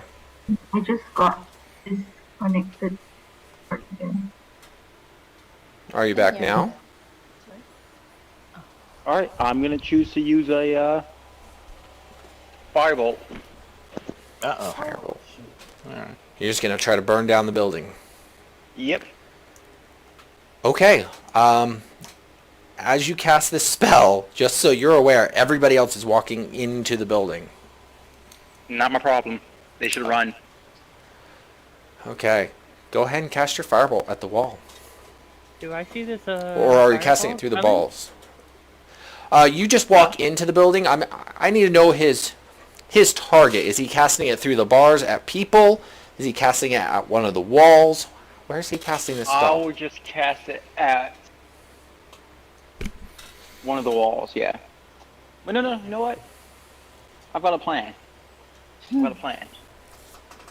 gonna shoot at one of the guards because I have a range of 120 feet of this. Whoa. Okay. Somebody's hardcore. So I can shoot one of the guards. Go ahead and try. Oh wait, ignore that +2. And I am going to look up the guard's actual stats I have over here. Just a moment.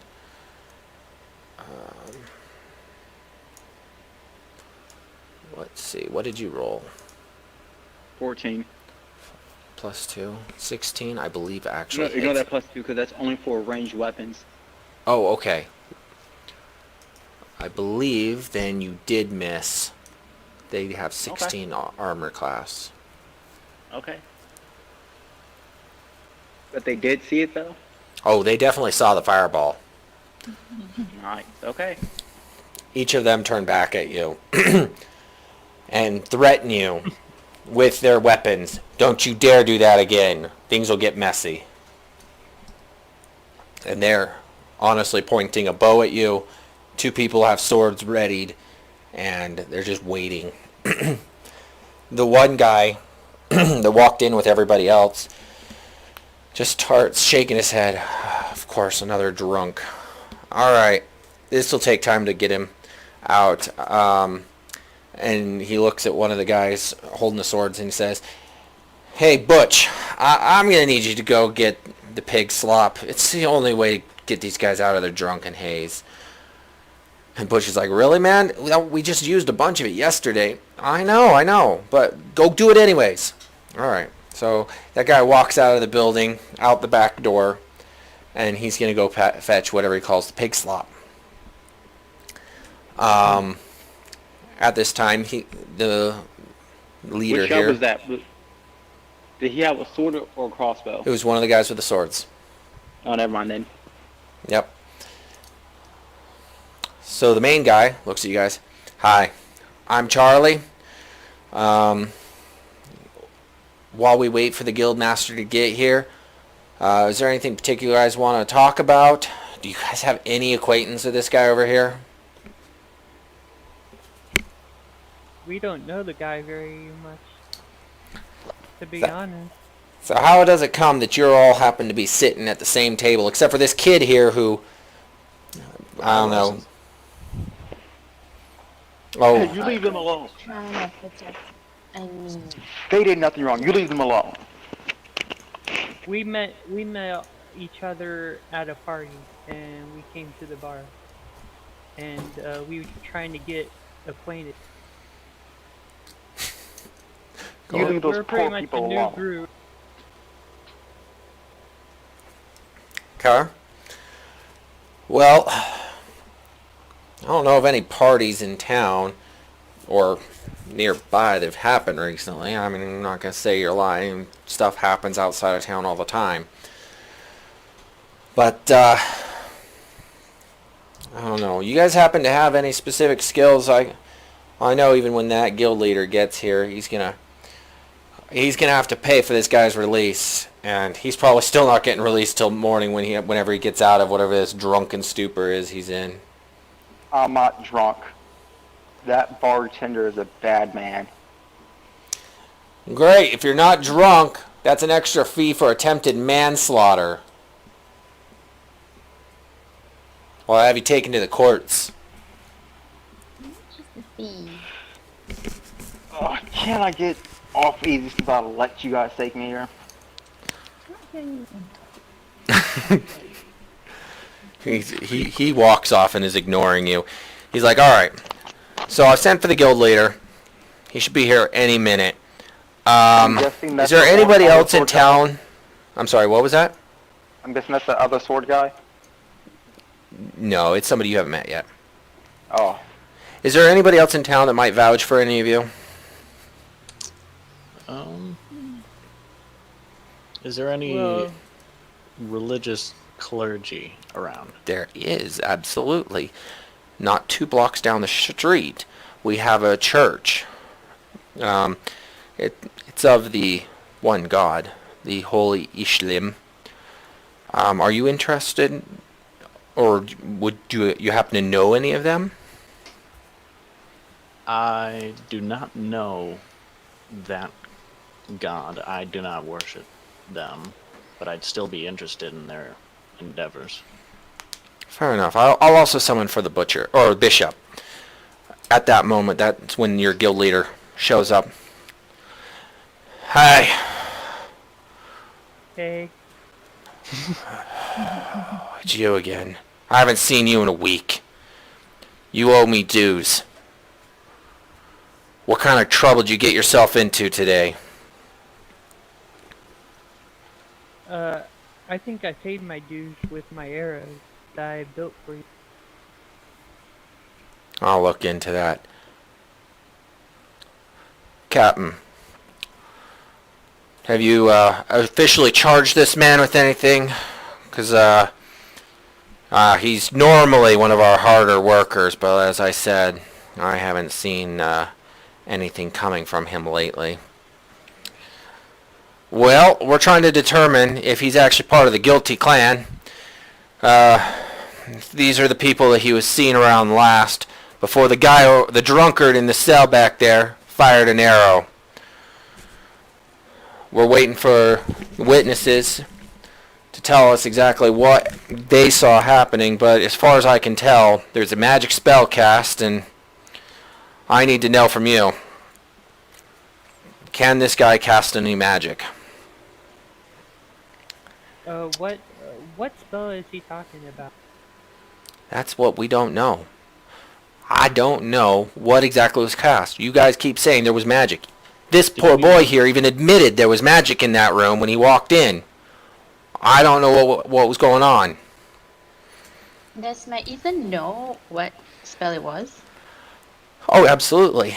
You recognize that it was a spell that potentially made you tell the truth.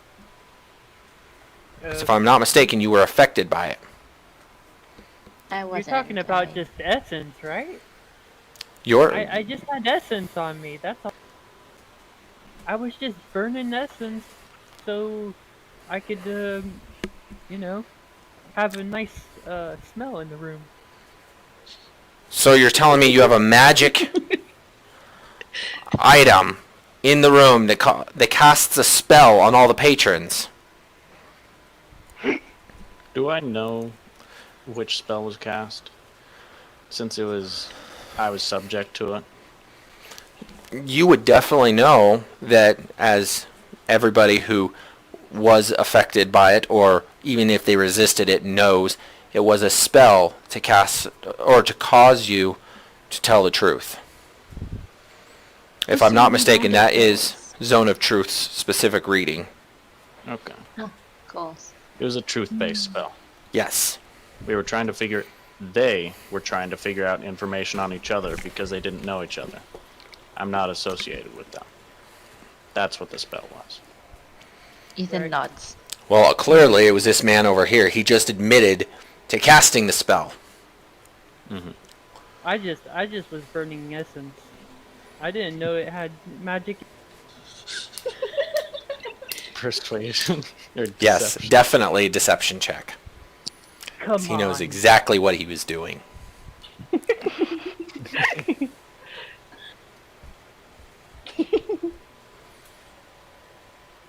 Oh, nice. 14. Let's see what I roll.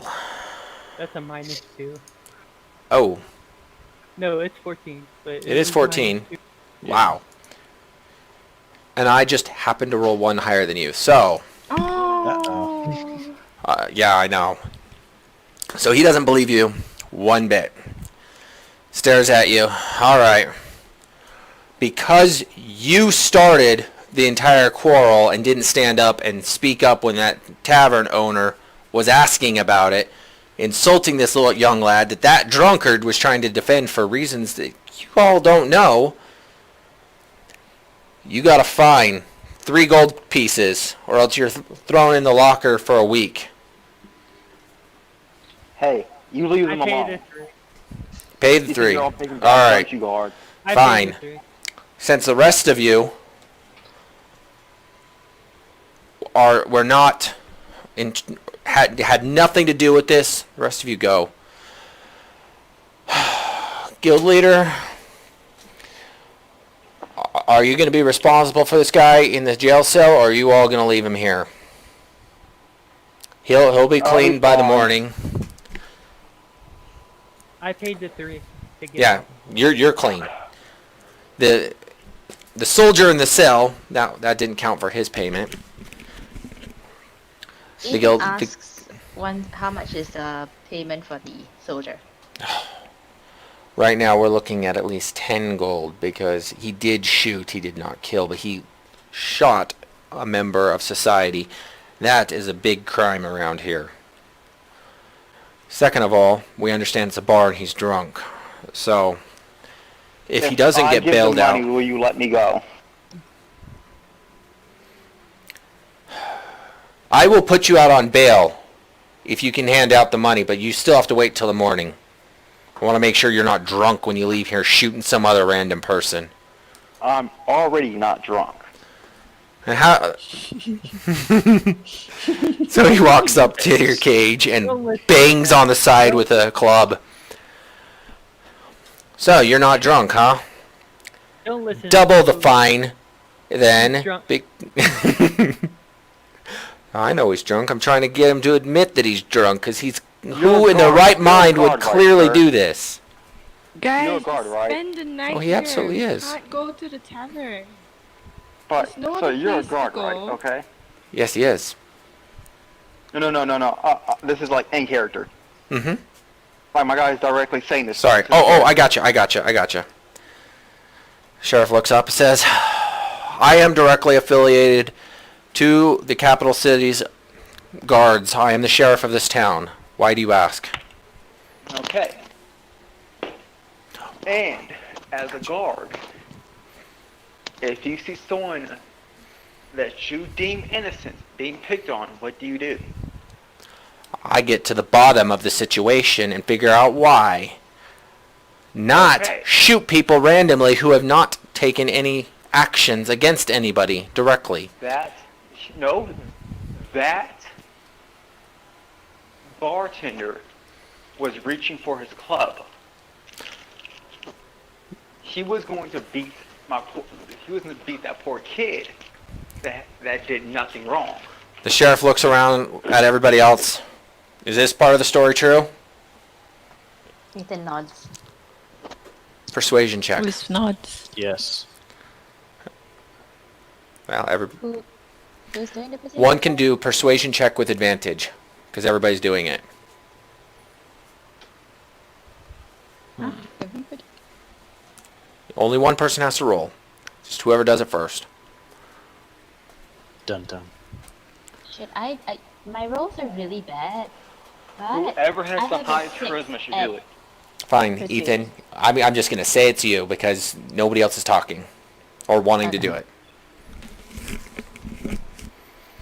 Roll one more time. You get advantage. That's pretty good for a nat 1, though. I just get bad rolls all the time. He looks at your group and says, so, why is it that the tavern owner, who has clearly been here for 10 years and I frequent his establishment, going to beat somebody for no reason? What is it? He thought that they were using magic, and when I told him that they weren't, he decided to get aggressive. We're not The bartender's completely ignoring you at this point.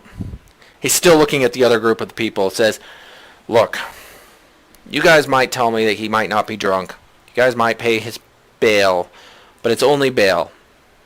He will still have to be seen by the judge in a week. Now, what was going on in that bar? Somebody, obviously this guy over here, overreacted to something. That bartender must have said something before he pulled out his club. I know Ben, he's a pretty stand-up guy, and to get him out of his chair and all riled up like that takes quite a bit. Did he even ask you to leave first? Pointing at Ethan. Ethan just nods. So he did ask you to leave. So what's going on? Did you choose not to leave? Why did he continue to yell at you and pull out a club?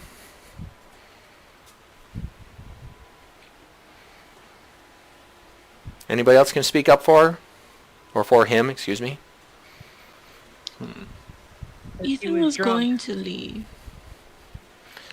He was going to leave, but the bartender pulled out his club anyways.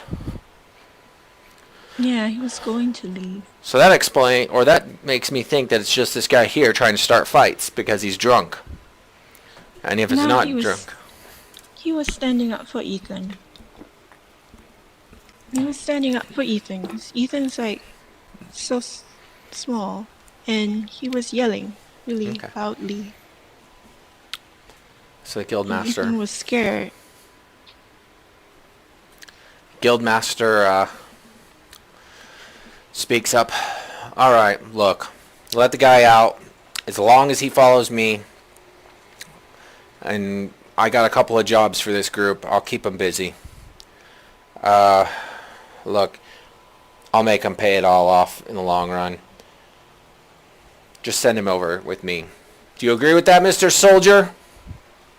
Yeah, I agree. All right.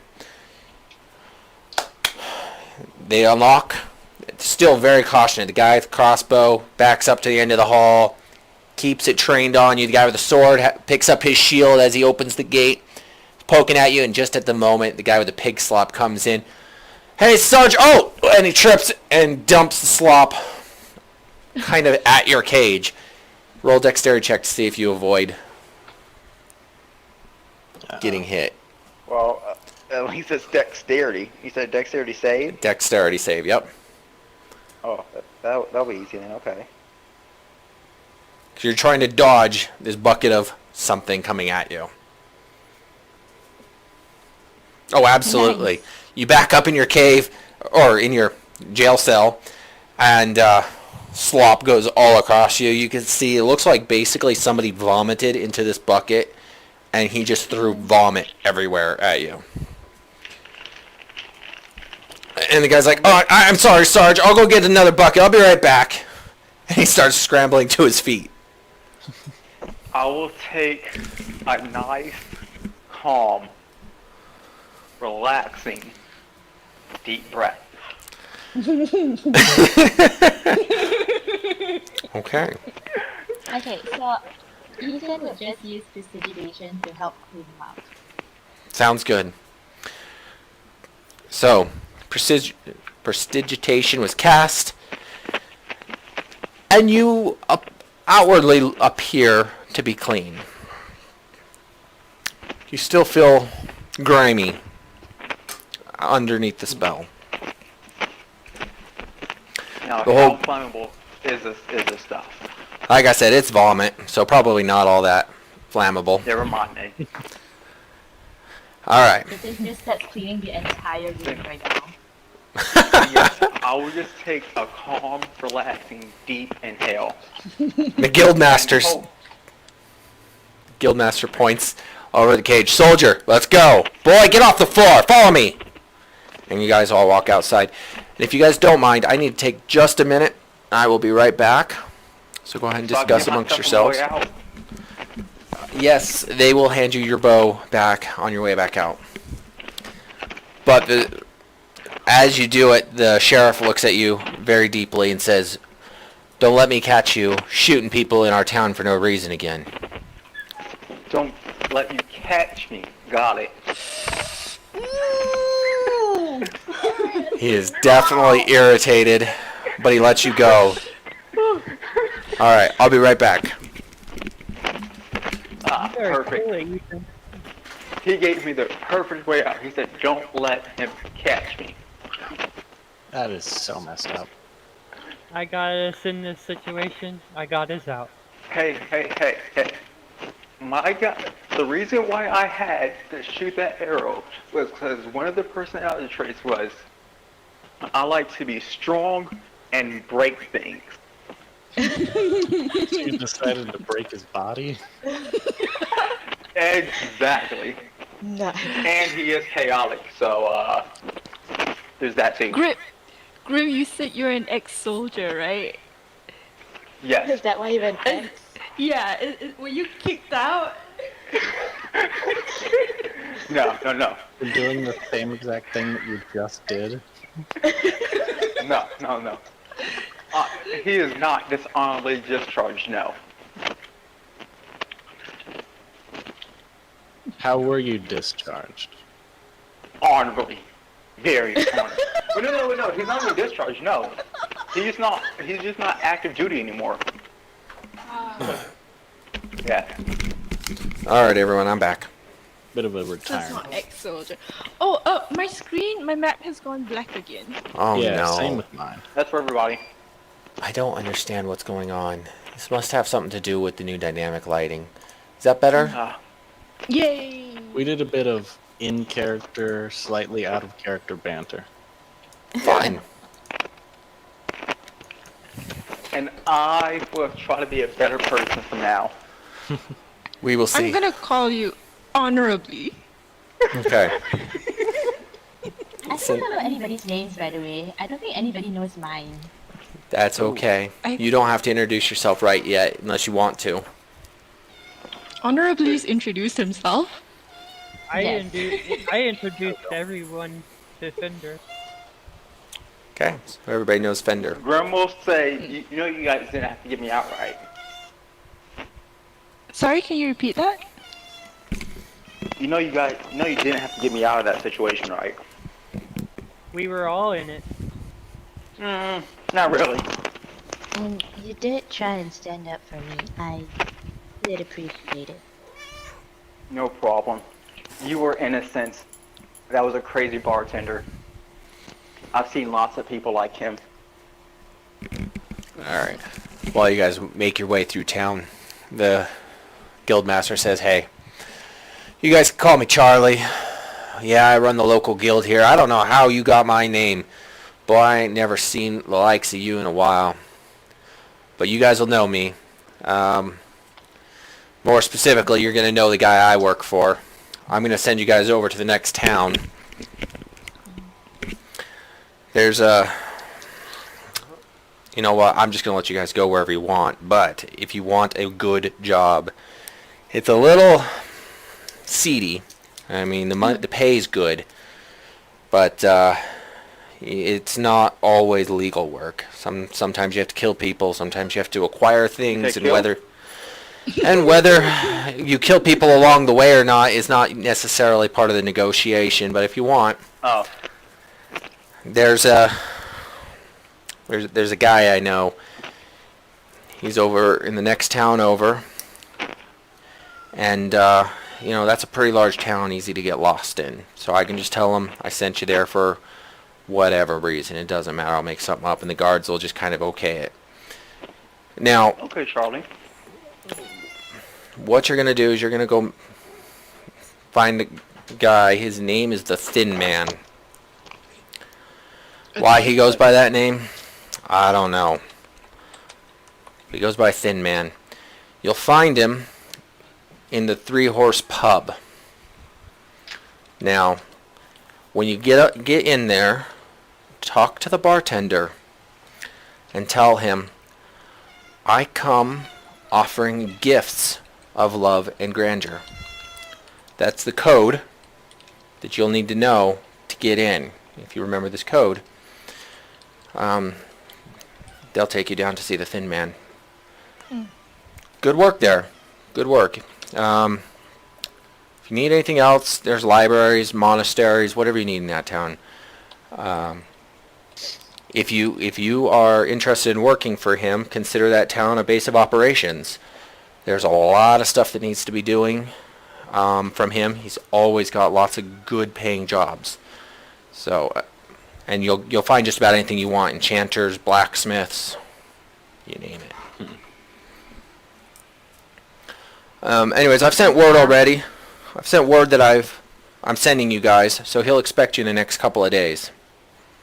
Very well. Are you interested? Very. The 3 horse what? Horse pub. The 3 Horse Pub. Did anybody get the... I come offering gifts of love and grandeur. and their libraries and monasteries. I'm just gonna ask Charlie if there's any ill people or dying people within the town right now. In the town? Uh, well, I mean, there's always the elderly. Most people around here don't live past 45 or so. Cough, cough, coronavirus.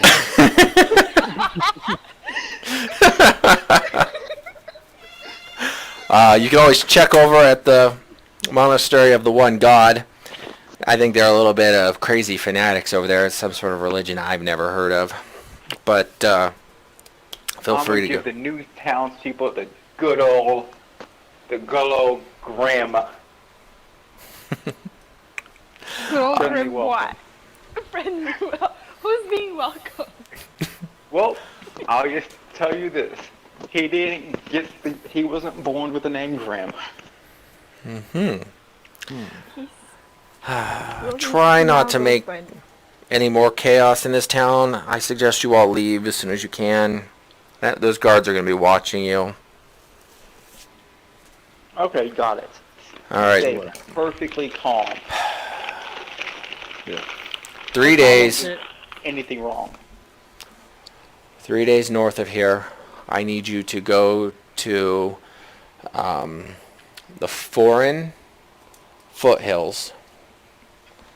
3 days north, and then it is 1 day east of the foreign foothills. You'll notice the mountains will get quite high, but they won't make peaks. There will be no ice most of the year, or at least this time of year. You go up there, be careful in the forests. There's lots of wolves and other such creatures going up there, but when you go 1 day east from there, now this is the easiest path. There should be a road that leads all the way through. When you go 1 day east, you'll go to Mythborough. That's the name of the town. Like I said, it's a pretty big city.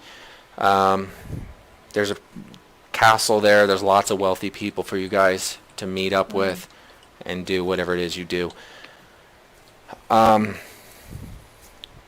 going to tell you now, the Three Horse Pub, it is just a bar. There's no place to sleep there.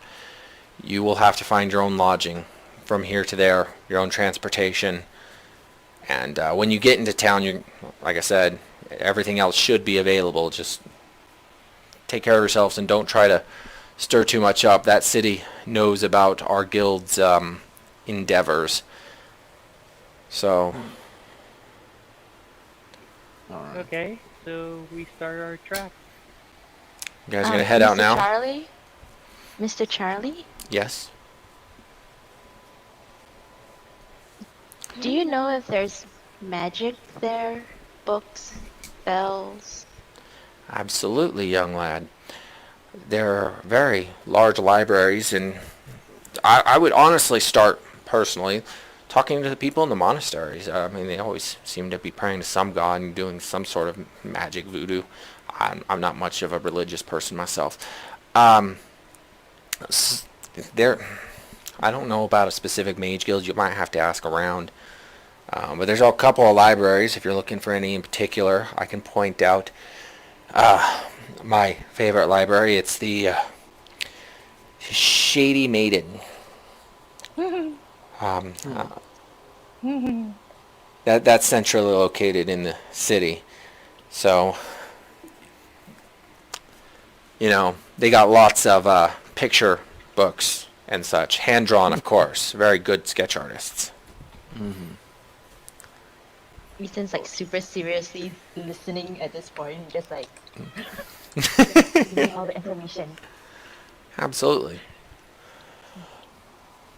And Anyways. Mr. Charlie, Yes. is there any place of magic here that I could look at or see? In this town, I mean, you can try the monastery, but we're just a simple farming town. There's not really anything here. Why are you so curious about magic all of a sudden? Sorry, what? I said, so what makes such a young boy interested in magic? So Ethan's eyes just kind of sparkles, and he starts going on this long rant about the wonders that magic can do, where it came from, what possibilities it exists from, the different kinds of magic that there might be. He's a nerd. Yeah. You slowly watch as anybody who's not interested in magic, eyes kind of start to glaze over.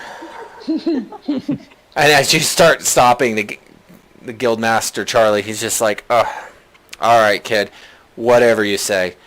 That's about as much as I know about magic, is what you told me, I guess. There you go. You know more than I do." Thank you, This- Mr. Charlie. Yeah. Try checking with his cleric here. He might have some ideas. I don't know. Turns to the cleric. I know a ton about magic. All right. You should talk to me instead. Well, there you go. Ethan's guys- just nodding. Ethan just nods at Fender. Gotcha. What time is it right now? In game, it is. There's no bells coming off the church all day since you've been here, so you're not really sure. You're not really sure how people keep track of time in this town, but it's definitely. Do we still see light? I was about to get to that. You, as far as you know, the light has set or was setting on the horizon as you entered this building. So, being middle of the summer, you're going to assume it's probably pretty late in the evening. Okay. Should we stay in the monastery before we head out? I'm going to head to the guild. Because You guys are in the guild building right now. I'm going to sleep here. Alright. That's nice. The guild leader looks at the rest of you and And you says, can come with or something. "The rest of you, if you want to stay here, it's I'll give you a discount because I know him, sort of. 3 copper for the night." Alright. I hand the 3 copper. Yep. I'm gonna pay him and then check out the monastery. I guess I'll pay. Okay, so you're checking out the monastery this night or in the morning? Ethan wants to check it out tonight. Okay, you and Ethan head over to the monastery together then. Is anybody else going? Nah, I'm good. I'm just going to do some stretching and Okay. some meditation here. Okay. Yeah. So, I'm gonna do a what's it called? A trance. Trance? Uh-huh. It's what us elves do instead Ah. of sleep. Yeah, since we don't need sleep. alright, I'm so, going to do my 4 hours also. Okay. so while those people hang out, you two head over to the church. Mind you, those of you who might learn anything at this church don't actually know this knowledge and only get told it if the players want you to. Alright, for you two that head over to the local church, as you walk in the door, you're greeted by this old pudgy man with his head down low, wearing what looks really more like a brown bag or sack over the top of him for clothes. He says, "Hi, I am Brother Baynard. How can I help you guys so late?" Are there the... Oh, you go. Who's this? What is this for? These are for the 2 people that went to the church. Oh, never mind. Alright. Oh. Are there any sick or dying here? Oh, I think we do have a woman in the back, getting close to giving birth, of course. I don't think she's sick. She does look like she might be possessed by a demon or is a demon. I'm not really sure. She's got really blue skin and a weird tail. I've never seen her race ever before. I don't know much about her. But otherwise, no. Inside this church, we don't have any sick. We mostly just pray to our God here, and He bestows great wonders upon feast and healing to the town. And the word healing, Ethan kind of perks up. Yes, boy? What are you doing out so late? You should be in bed. Wait, what was his name again? Brother... Bernard? Brother Bernard? Okay. So Ethan says, Mr. Brother Bernard, is it possible to learn a bit of healing from here?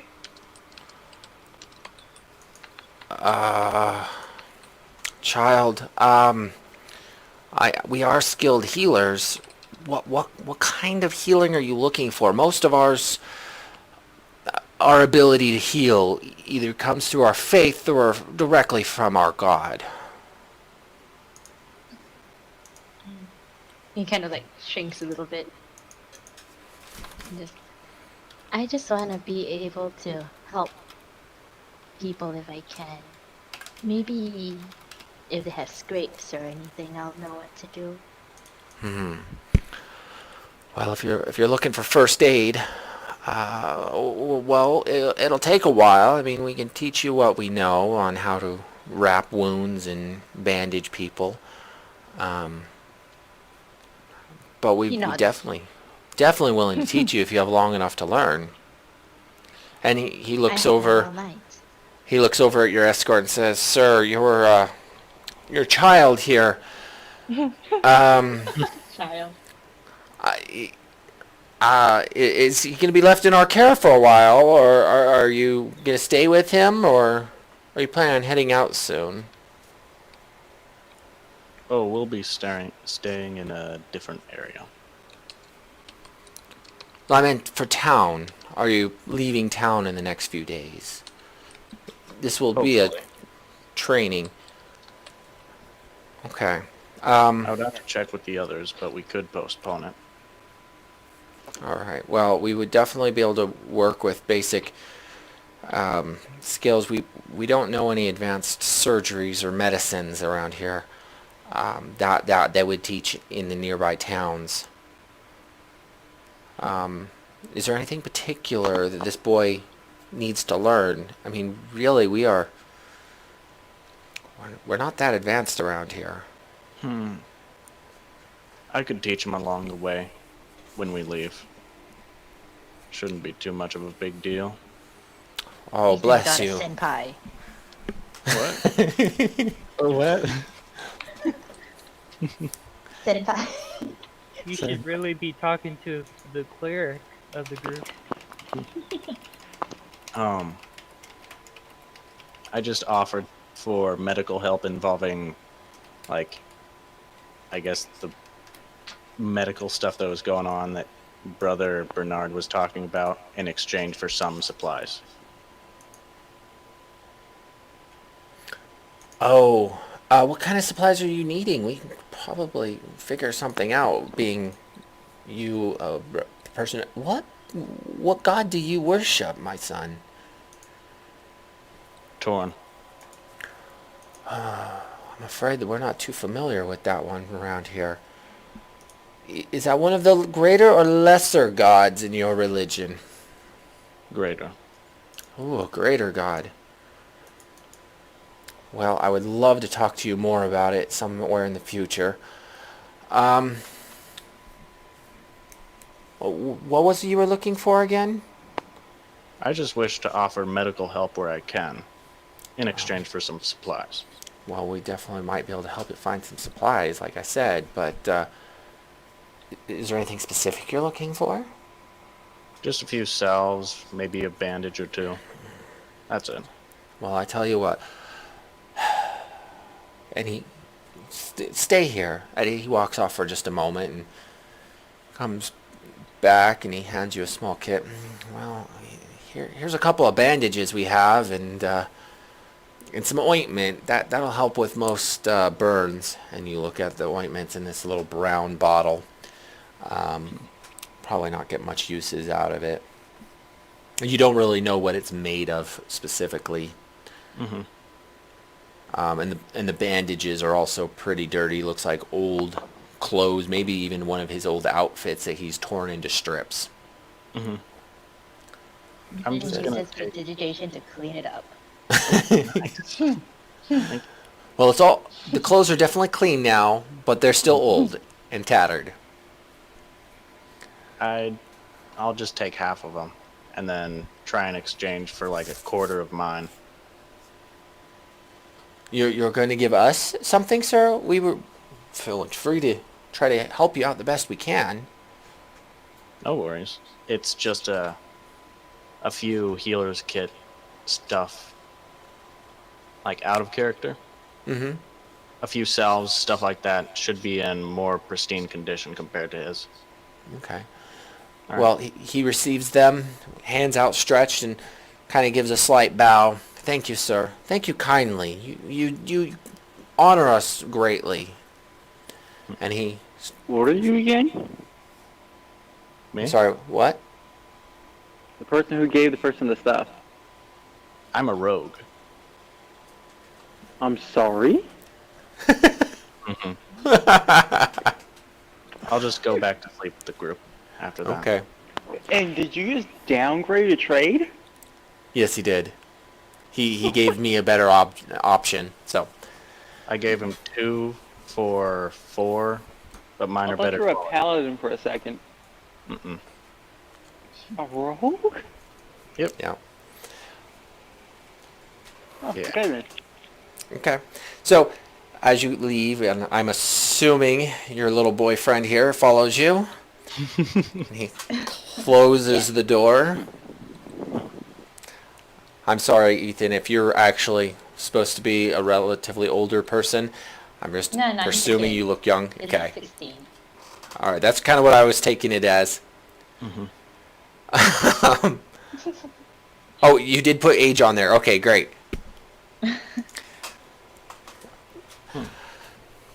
All right. So you all head back to the place. You go to sleep immediately, the two of you? Yep. Okay. I assume everybody's going to sleep till morning. You all get up. All of your stuff's still with you. Nothing happens throughout the night. It's very peaceful and restful. You all did happen to sleep in the same room. So those of you who are there early, you can wake up before the rest of the group, do whatever you need to do. I mean, we only need 4 hours, so that would happen either way. Yeah, like almost right away. I get that.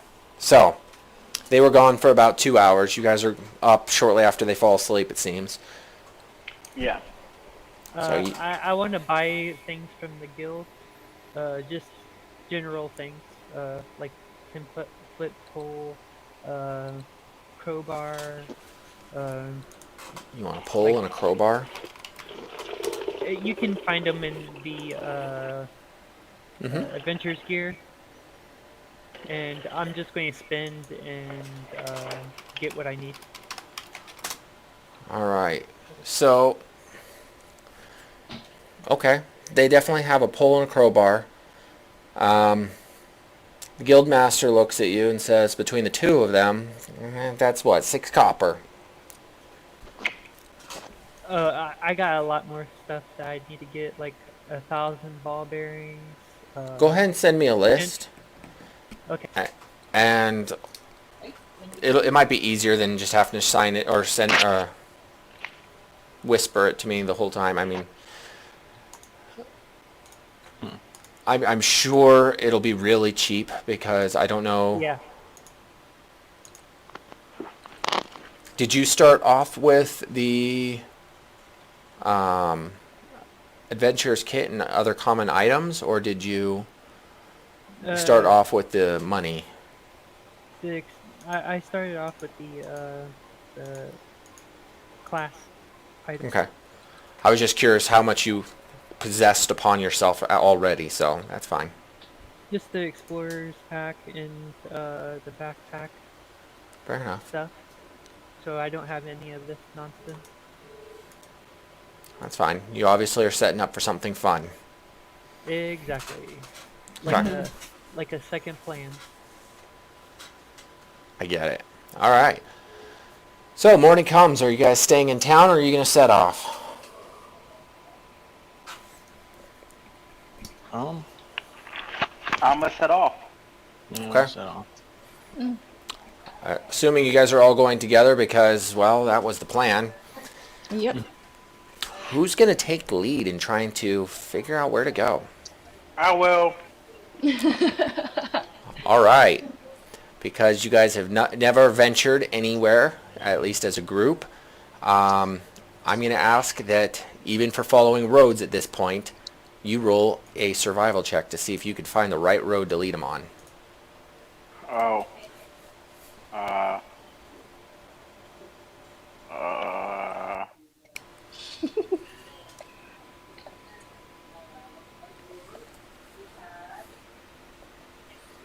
Is it survival or nature? Survival, if I'm not mistaken, is the better one. Alright. I am not sure who's doing it to you either. Oh, wait. I accidentally still had something on. Here we go. Shall I roll again, or is that one good? That one's fine, unless you are missing something off that roll. Nope, that's it. Okay. By luck and miracles, he apparently was competent enough to find the street signs and get you guys heading out of town in the right direction. It took you guys a good 30 minutes to an hour to figure it out just by following him. None of you had the forethought to speak against his directions. I also wanted to get something. Can I just message you later? Absolutely. Depending on what it is, it shouldn't be too hard to just do it in forethought. All right. So you guys head out down this road. I do not actually have my random generator set up for this as of yet. So this is going to be fun. I am going to have to roll and see if anything happens. And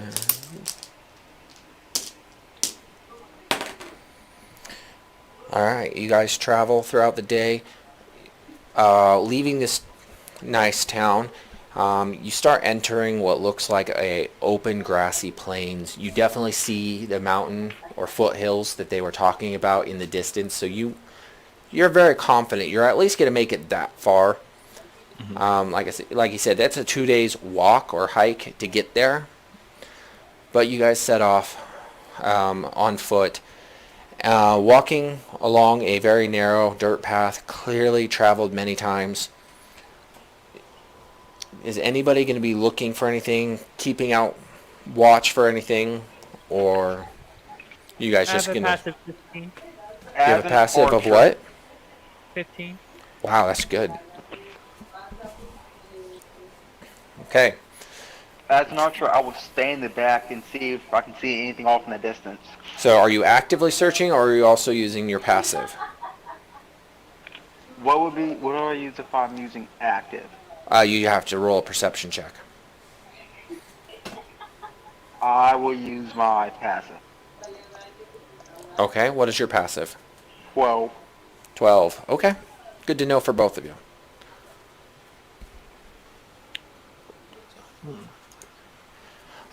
Okay, so you guys head off throughout the day. You start to see... You can't find his character. Ethan was trying to whisper to somebody. Oh. And somehow screwed it up. I'm not sure exactly what they did. I can't find the person. Like, it's /W at, but the person which I put, the option, it says there is unable to find them, so I can't respond to anybody. It may be easier just to whisper via Discord. I've noticed. The whisper feature in here just kind of gets really built up after a while. And everybody will hear me say this a million times. Roll20 kind of buggy. All right, so as you guys pass through the day, nothing seems to stand out to any of you other than the general terrain. And for those of you only using passive perception, which at least in this case is the whole party, don't really try to remark too much about how to find your way back, but the two of you seem to be pretty confident you'll be able to do it. As it gets close to nightfall, are you guys going to try to push through, or are you going to take a rest throughout the night? So I'm voting for rest. Yeah, Okay. me too. So you guys are going to set up a camp. Yeah. All right. And I do want to see roughly how you guys plan to set up a camp. So I would like you to put your characters on this sheet here.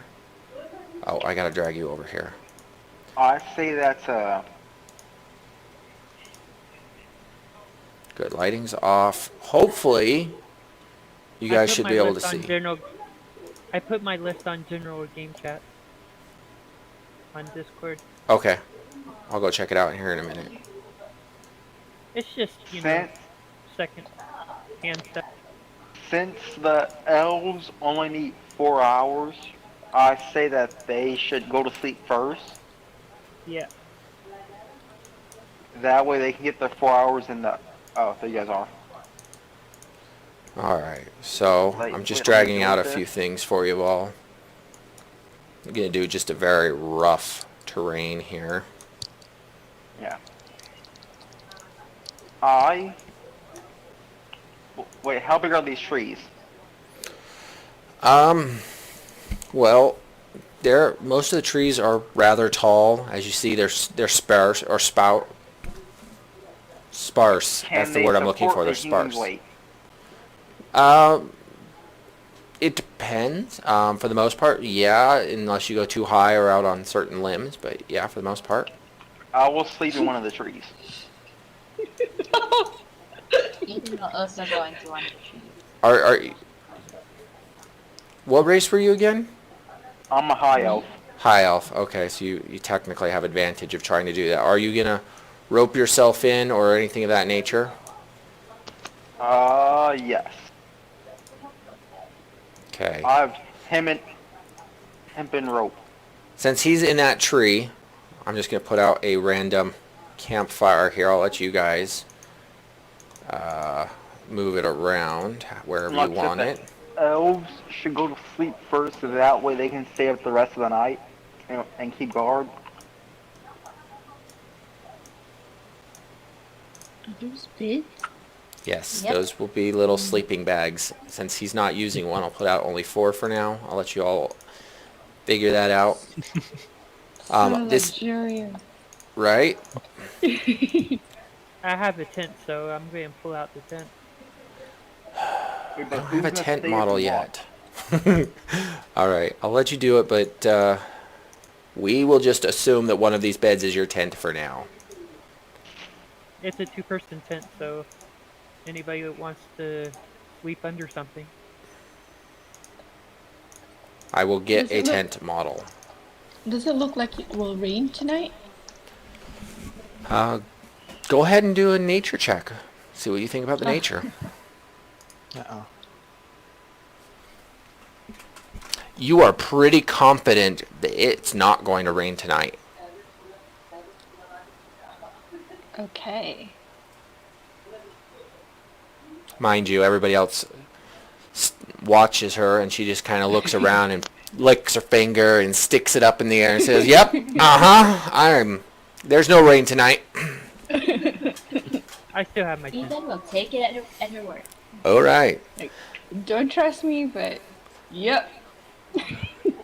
Okay, so, like I said, who are the 2 people who aren't elves? All right. So first of all, Grim, if you're sleeping in the tree, I need you to make a performance check to make sure that you can stay in the tree without falling out throughout the night. And you get an advantage because you are an elf. Advantage, except performance, got it. Yep. Wait, really? What? Performance is a charisma-based stat. If you prefer, we can do a dexterity check.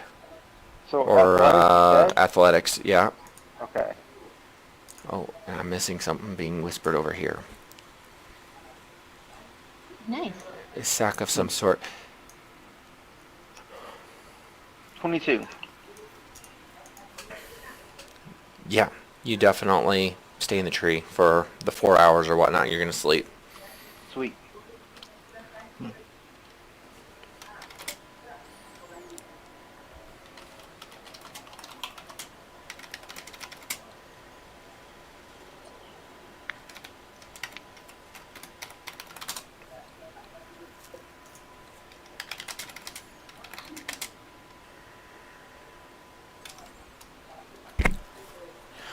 All right. Sorry, I'm trying to answer other things. So is that who's sleeping right now and who's taking watch? The elves are sleeping right now. Is this accepted by both elves or just the one elf? I'm sleeping too. Okay. Is anybody gonna stay watch? I can see watch. Okay, so you two take the first watch. I say we're gonna do this in 3 shifts roughly. Why So 3?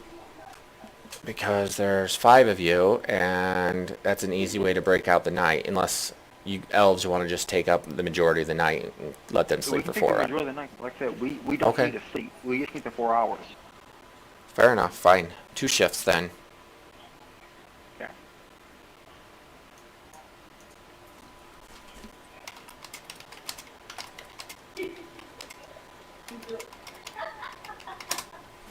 Alright, whew, I rolled the wrong number. Okay, so as you sleep and the girls are looking around, I would like both of you to roll a perception.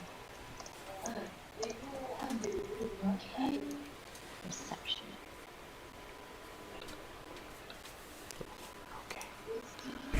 Natural 1, maybe? Come on, All right. I did have a natural 1. Ooh. Okay, nice. Not bad. Okay. So your first 4 hours goes by. It gets clearly dark. Are you guys leaving the campfire there, or are you guys camping around that? I allowed you to move your beds and the fire around all you wanted. Mm-mm. So that way I have an idea of where you guys might actually be setting up your tent. Can I also climb a tree so I have a better vantage point? Okay, you're going to be in a tree? Yep. Well, who is? Ethan. Okay. These things are rocks, right? The gray things are rocks, yes. Yeah. Okay. I'm sitting on the rock. Okay. Everybody's on a thing now. Fair enough. Okay, so you guys are at 2 different locations throughout the camp, clearly standing guard like most people are supposed to do, but not everybody actually does. And the night goes by. You guys stare out into the darkness, and who's that? Ethan? You happen to notice something moving out in the grass, something large. You're not really sure what it is. It doesn't make any noise. On Ethan, a quick tip: the elves are semi-conscious. Okay, cool. They're just not paying But attention. will Ethan know that? Yeah. No, Ethan would. Well, if you want to, you could do a history check to find out if Ethan would know that. I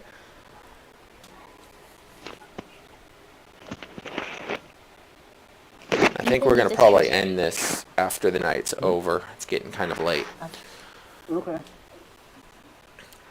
So, are you gonna check to see if you know anything about the elves, or I want to know about what is it that's in the grass. what is in the grass? Are you gonna go try to find out? I mean, you see it's a large beast. Probably stands almost human height. It walks on 4 legs. Like I said, it's not making much noise. It's just kind of moving around in the distance. And as you really start looking, you can actually see there's 3 or 4 of them out there. Are they close enough that I can use True Sight? Or what's it called? Yeah, True Strike. To figure out their weaknesses and stuff. What's the range on that? Let me check. 30 feet. They are not within 30 feet of you. They're probably Okay. about 100 feet away. Okay. So, They don't look like they're moving I'm- towards you. They're just moving. okay. I'll just keep watch first. The moment they start moving towards us, I'll probably yell. Okay. So, nothing happens during her shift. She wakes up the elves. How are you planning on waking the elves? kind of play music around them. Okay. Using my like alarm clock. And before I go to sleep or anything, I tell them about what I saw. Okay. Okay. Grim finish his 4-hour thing. Here's Ethan. And crouches on the unties himself so he can crouch on the tree.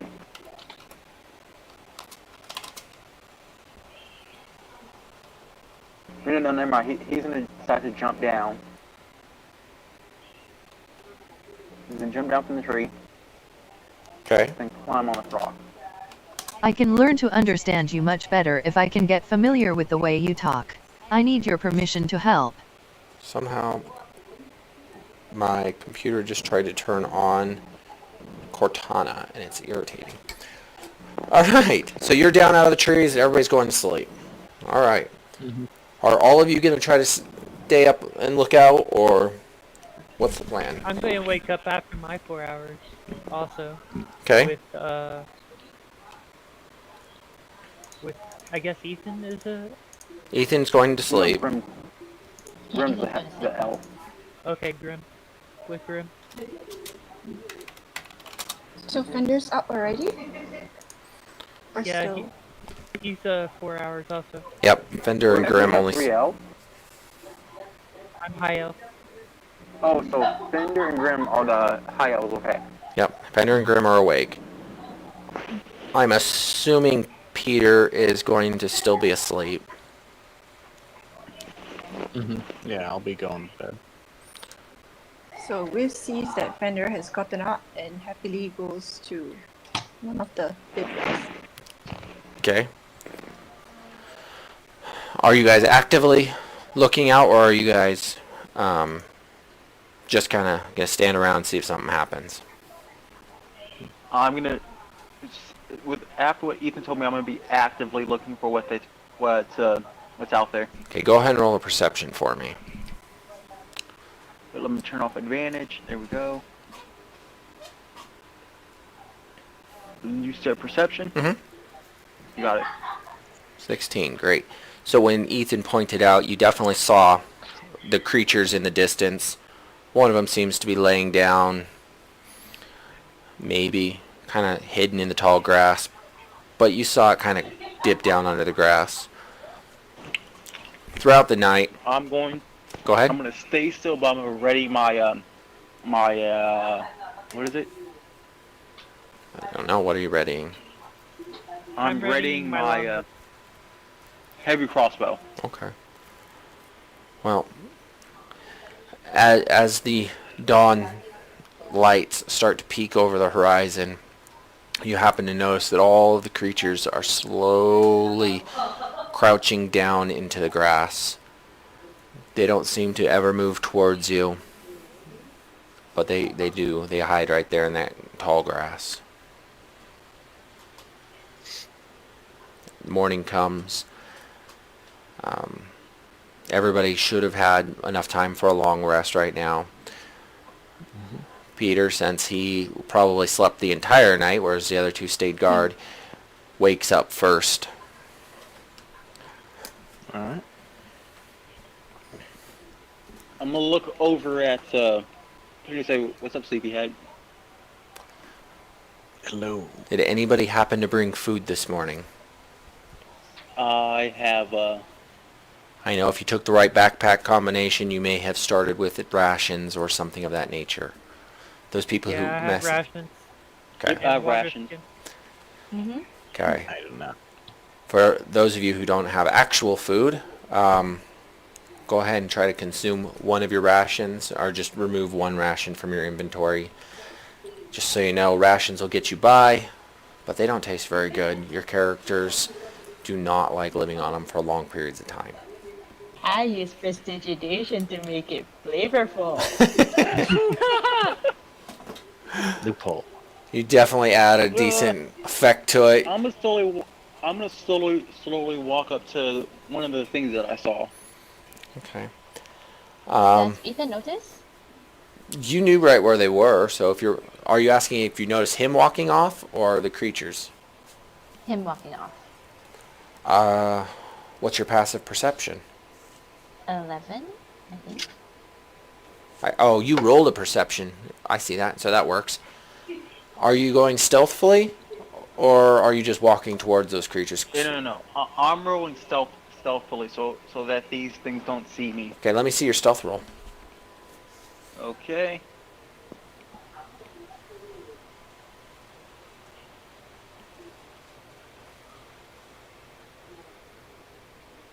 I'm also stealthing.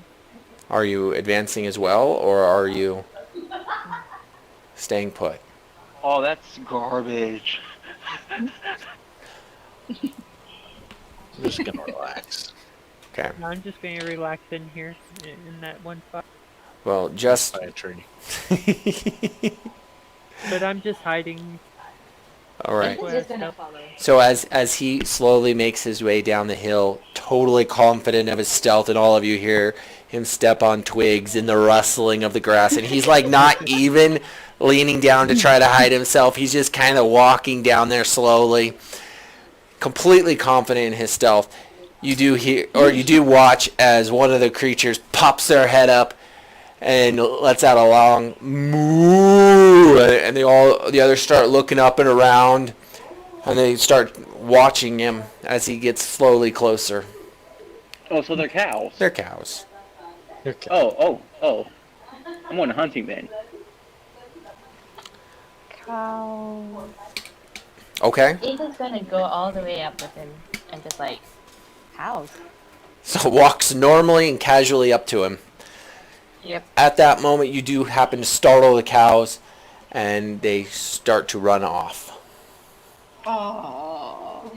Wiz stands on the stone so that she can see the cows. What about that roll I just got? Oh, you shot him with a crossbow. You definitely hit one of the cows.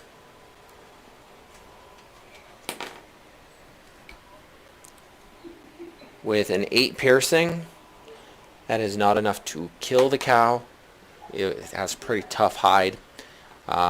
It's one of the... But is it limping now, or what? Yes, it's definitely limping. Definitely leaving a blood trail if you need to find it. Granted, it's more or less just tall grass everywhere you go. It's going to be hard for it to see. My longbow goes off. You're going to shoot a longbow as well? Okay. 12. If I'm not mistaken. That creature is at least 60 feet from your bow, so you'll have to actually roll that with disadvantage. Unless your longbow has range. I'm sorry. I forget the range on your longbow. That's 130, isn't it? 150. 600 feet. It says 600 feet. Oh, it does. It shows right there, 150 to 600. Okay.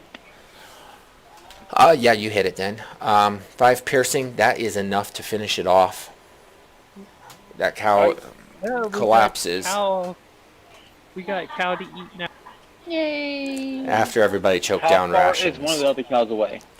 I wish I hadn't already had the rations. Right. So can we add to our rations with this? How far is the other cow? In this amount of time, you've already fired a shot, and that the cows are running. So I'm gonna say they're at least another 30 feet. So let's see, 15 plus 30 plus, so you're at least 45 feet from you right now. Okay, that's perfect. Never mind. Yeah. And they're still trying to get out of that area. Yeah, no. I'm gonna hit them with another heavy crossbow arrow. 15 does hit.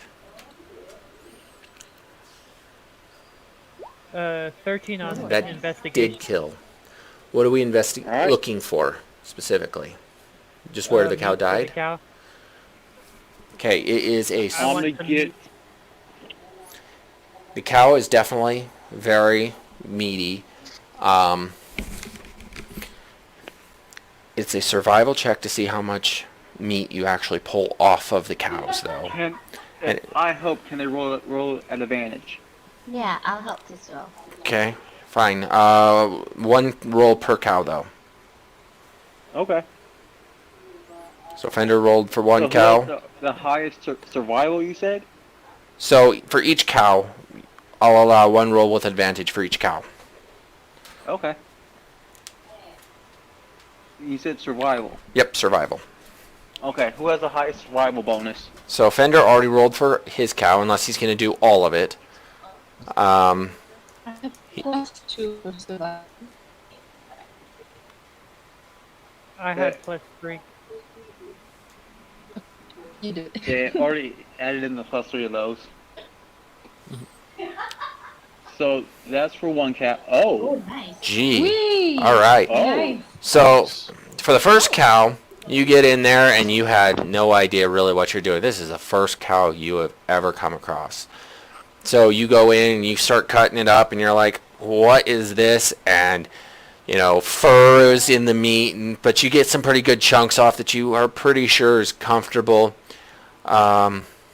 You know, that it's more or less clean. You're not really sure. The second cow, man, you knew exactly what you're doing and what's inside that cow. That head just comes straight off. You rip the skin off it. It's like perfect skin that you can save whatever leather, or you can tan it for leather later. And you get in total about 500 pounds of edible meat between the two cattle. Sweet. So how much rations is that? Well, it wouldn't be considered rations. That would just be raw cow meat, 500 pounds. However you guys want to break that between each other. Let's see. I have a strength of, so I'm guessing how much weight you can carry depends on strength and con.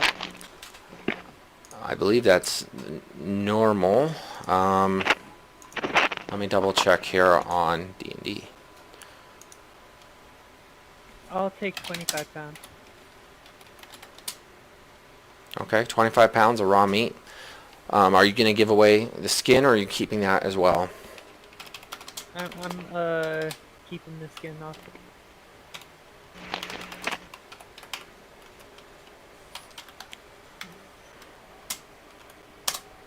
Let's see. Okay, you're keeping the skin.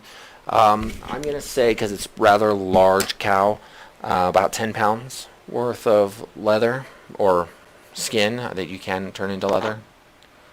Let's see. Weight calculation.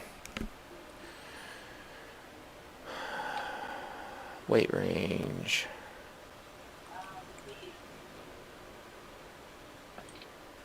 Base additionally. 160. So, according to what they're posting online, each race has its own weight. Oh. And it looks like the average male is 280 pounds. And females average about 160. Now they have a strange math here. 4'10" plus 2d10 height modifier base weight Your carrying equals. capacity is your strength score multiplied by 15. The weight in pounds that you can carry. There you go. I like that. At least that's something we can figure out. Okay. Your strength, you said score times 15? Yes, strength score times 15. Okay, perfect. That is something we can easily work with.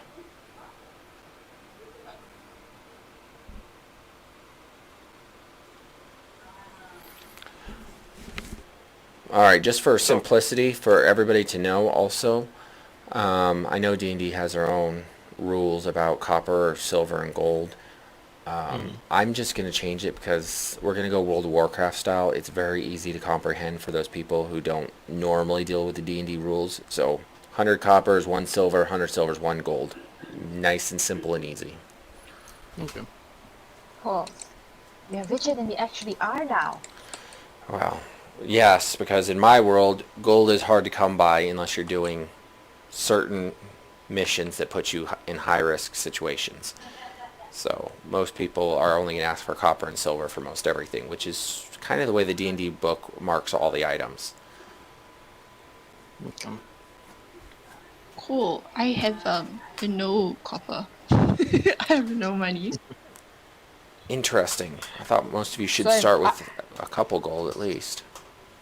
At least Yeah, 15. I think Mine was like you could either choose equipment or coin. Right, and you chose equipment instead of starting Yeah. wealth. Okay, So I I'm see What's just your that. I'm background? eyeing the cow very carefully. There's gold in your background, though. Sorry? In some of their backgrounds, it depends on what they chose. Mm-mm. But So you know what? I can I'm gonna give only you some. carry about 65 pounds of that meat without being over capacity. Okay, just remember, at the moment, it's all raw. So you guys are carrying, unless you have a special way to carry it in, whatever bags or whatever. It is raw meat. It's bloody, Yeah, uncooked. Carbon soak. Carbon smoke. Yeah, you guys can cook it. You can smoke it. You guys can take time to do whatever you want. I would suggest drying it. So it can last longer. That Yeah, does smoking. take time. I don't know if you guys have ever smoked anything, but generally smoking just a few pounds of meat in a nice smoker takes like 10 hours. Yep. I'm going to be carrying it in the backpack. Just throwing raw meat in the backpack. Yep. It's gonna go bad though. It'll take. We can find a place that has salt. We can just salt it.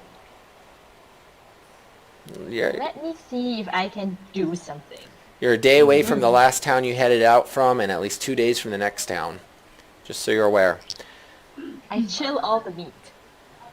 Do you have a spell for that? I have prestidigitation. How well does Wow, that really precision work? Seems to be You chill warm or flavor up to 1 cubic foot of non-living material for 1 hour. So I'm just gonna keep doing it. Up to. Huh. Smart. nice. And you can keep 3 of them up at a time.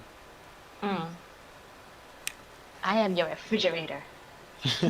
Yeah, I guess. All right. Okay, yeah, I guess you guys can refute. That's going to take a lot out of you. I mean, it's a cantrip, but still. You guys are going to make this next journey very slow if she's going to have to stop and cast her spell all the time. It is fine. We if the meat goes bad, it goes bad. Okay. I'm going to cook some of mine up already. We could eat some. Yeah, you can definitely cook and eat some right now. Cooked food lasts longer. It's not quite as nice as dried food or whatever, but raw beef will probably last in the weather since it's a nice warm day. A day, 2 days tops probably. Whereas How cooked many meat. pounds of this meat will we need for our whole team? Let's see. So you have rations. Each Each ration lasts roughly 1 meal, according to D&D.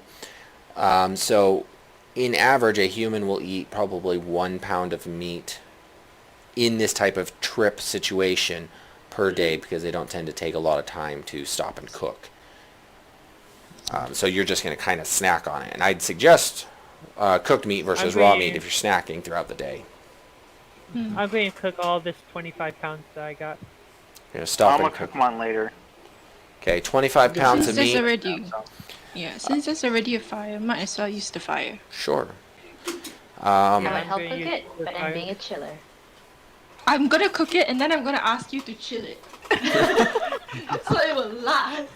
Yeah. All right. So this is just an open campfire. You will probably have to find sticks to try to post it over there. 25 pounds of meat. I'm going to say it's going to take you at least another hour in the day. So you're looking at, it is probably getting close to noon, midday, however you want to look at that. By the time you guys are done cooking and skinning all the cows and all that everything. I'm gonna use the axe to cut up the logs in the area so that we can have more campfires and cook more quickly. Sure. Okay, then after this, I'm going to head off. Okay. So he just heads off. I'm assuming the rest of you are going to follow him. Right. All right. For the group. With the group. Right. Okay. Well, this is where we'll probably pick it up tomorrow. Okay. This is going to add probably half a day to your trip, but that's not going to be a big problem, depending on how things end up. Next week I'm going to have an automatic rolling system for this for the watch. You guys are just going to push a button, and we're going to see what happens if something happens. So Okay. let's see how well that works. I will also have a more detailed version of the city as well as some of the establishments. Obviously, if you guys choose to go to places I haven't planned for, then, well, I might not have a good map. I'll have to probably draw something in. But that's the plans for next week. Is there any specific requests you guys need for game going on? Nope, that'll be all. Not particularly. Okay. What time EST are we having this game on? I'm going to try to do it the same time that I had this one posted for tonight, unless that's going to be an issue with Sulfer. I know she said it was kind of early in the morning for her. No, it's actually really fine. Okay. I was just really tired yesterday. And the answer to your question is yes, just put about 10 on there. I'm not even going to charge you for 10 of those, because I made you pay a decent amount. Thank you. Okay. 10 what? Well, that's between her and me. Oh, right, okay. Only 2 people decided to try to purchase random items from the guild while they were there. So you guys are now out. Right. Nothing else will be added from this point until you guys get to another city. Okay. I'm going to use different maps, in fact, for town or for your camp. The next map, I'm going to say you guys are here roughly in the center of the map. You guys are going to have to establish where you're going to put your campfire, your beds, any alarms or traps as is needed for keeping watch or whatever you choose to do. So this is going to be pretty standard for camps, just so you guys are aware. Okay. Okay. If any of you have any questions about this campaign or suggestions on what I might be able to change or do to help enhance things later, go ahead and please send me messages throughout the week or whatever when you think of them. Okay. Okay. I will see you all later, and hopefully the next campaign will get a lot more done. And I noticed a couple of you took notes. That's very good, because I am also taking notes, and I will keep true to what I post or what I say. Okay. Alrighty. Bye. See you later. All right. See you later. See y'all. Thank you. Flip side.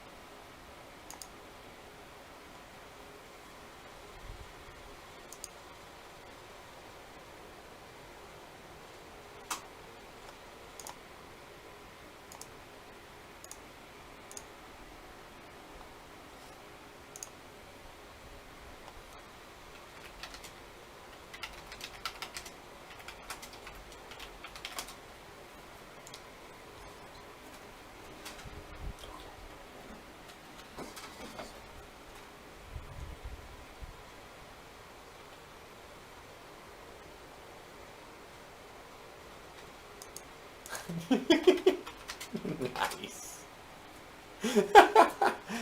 Oh.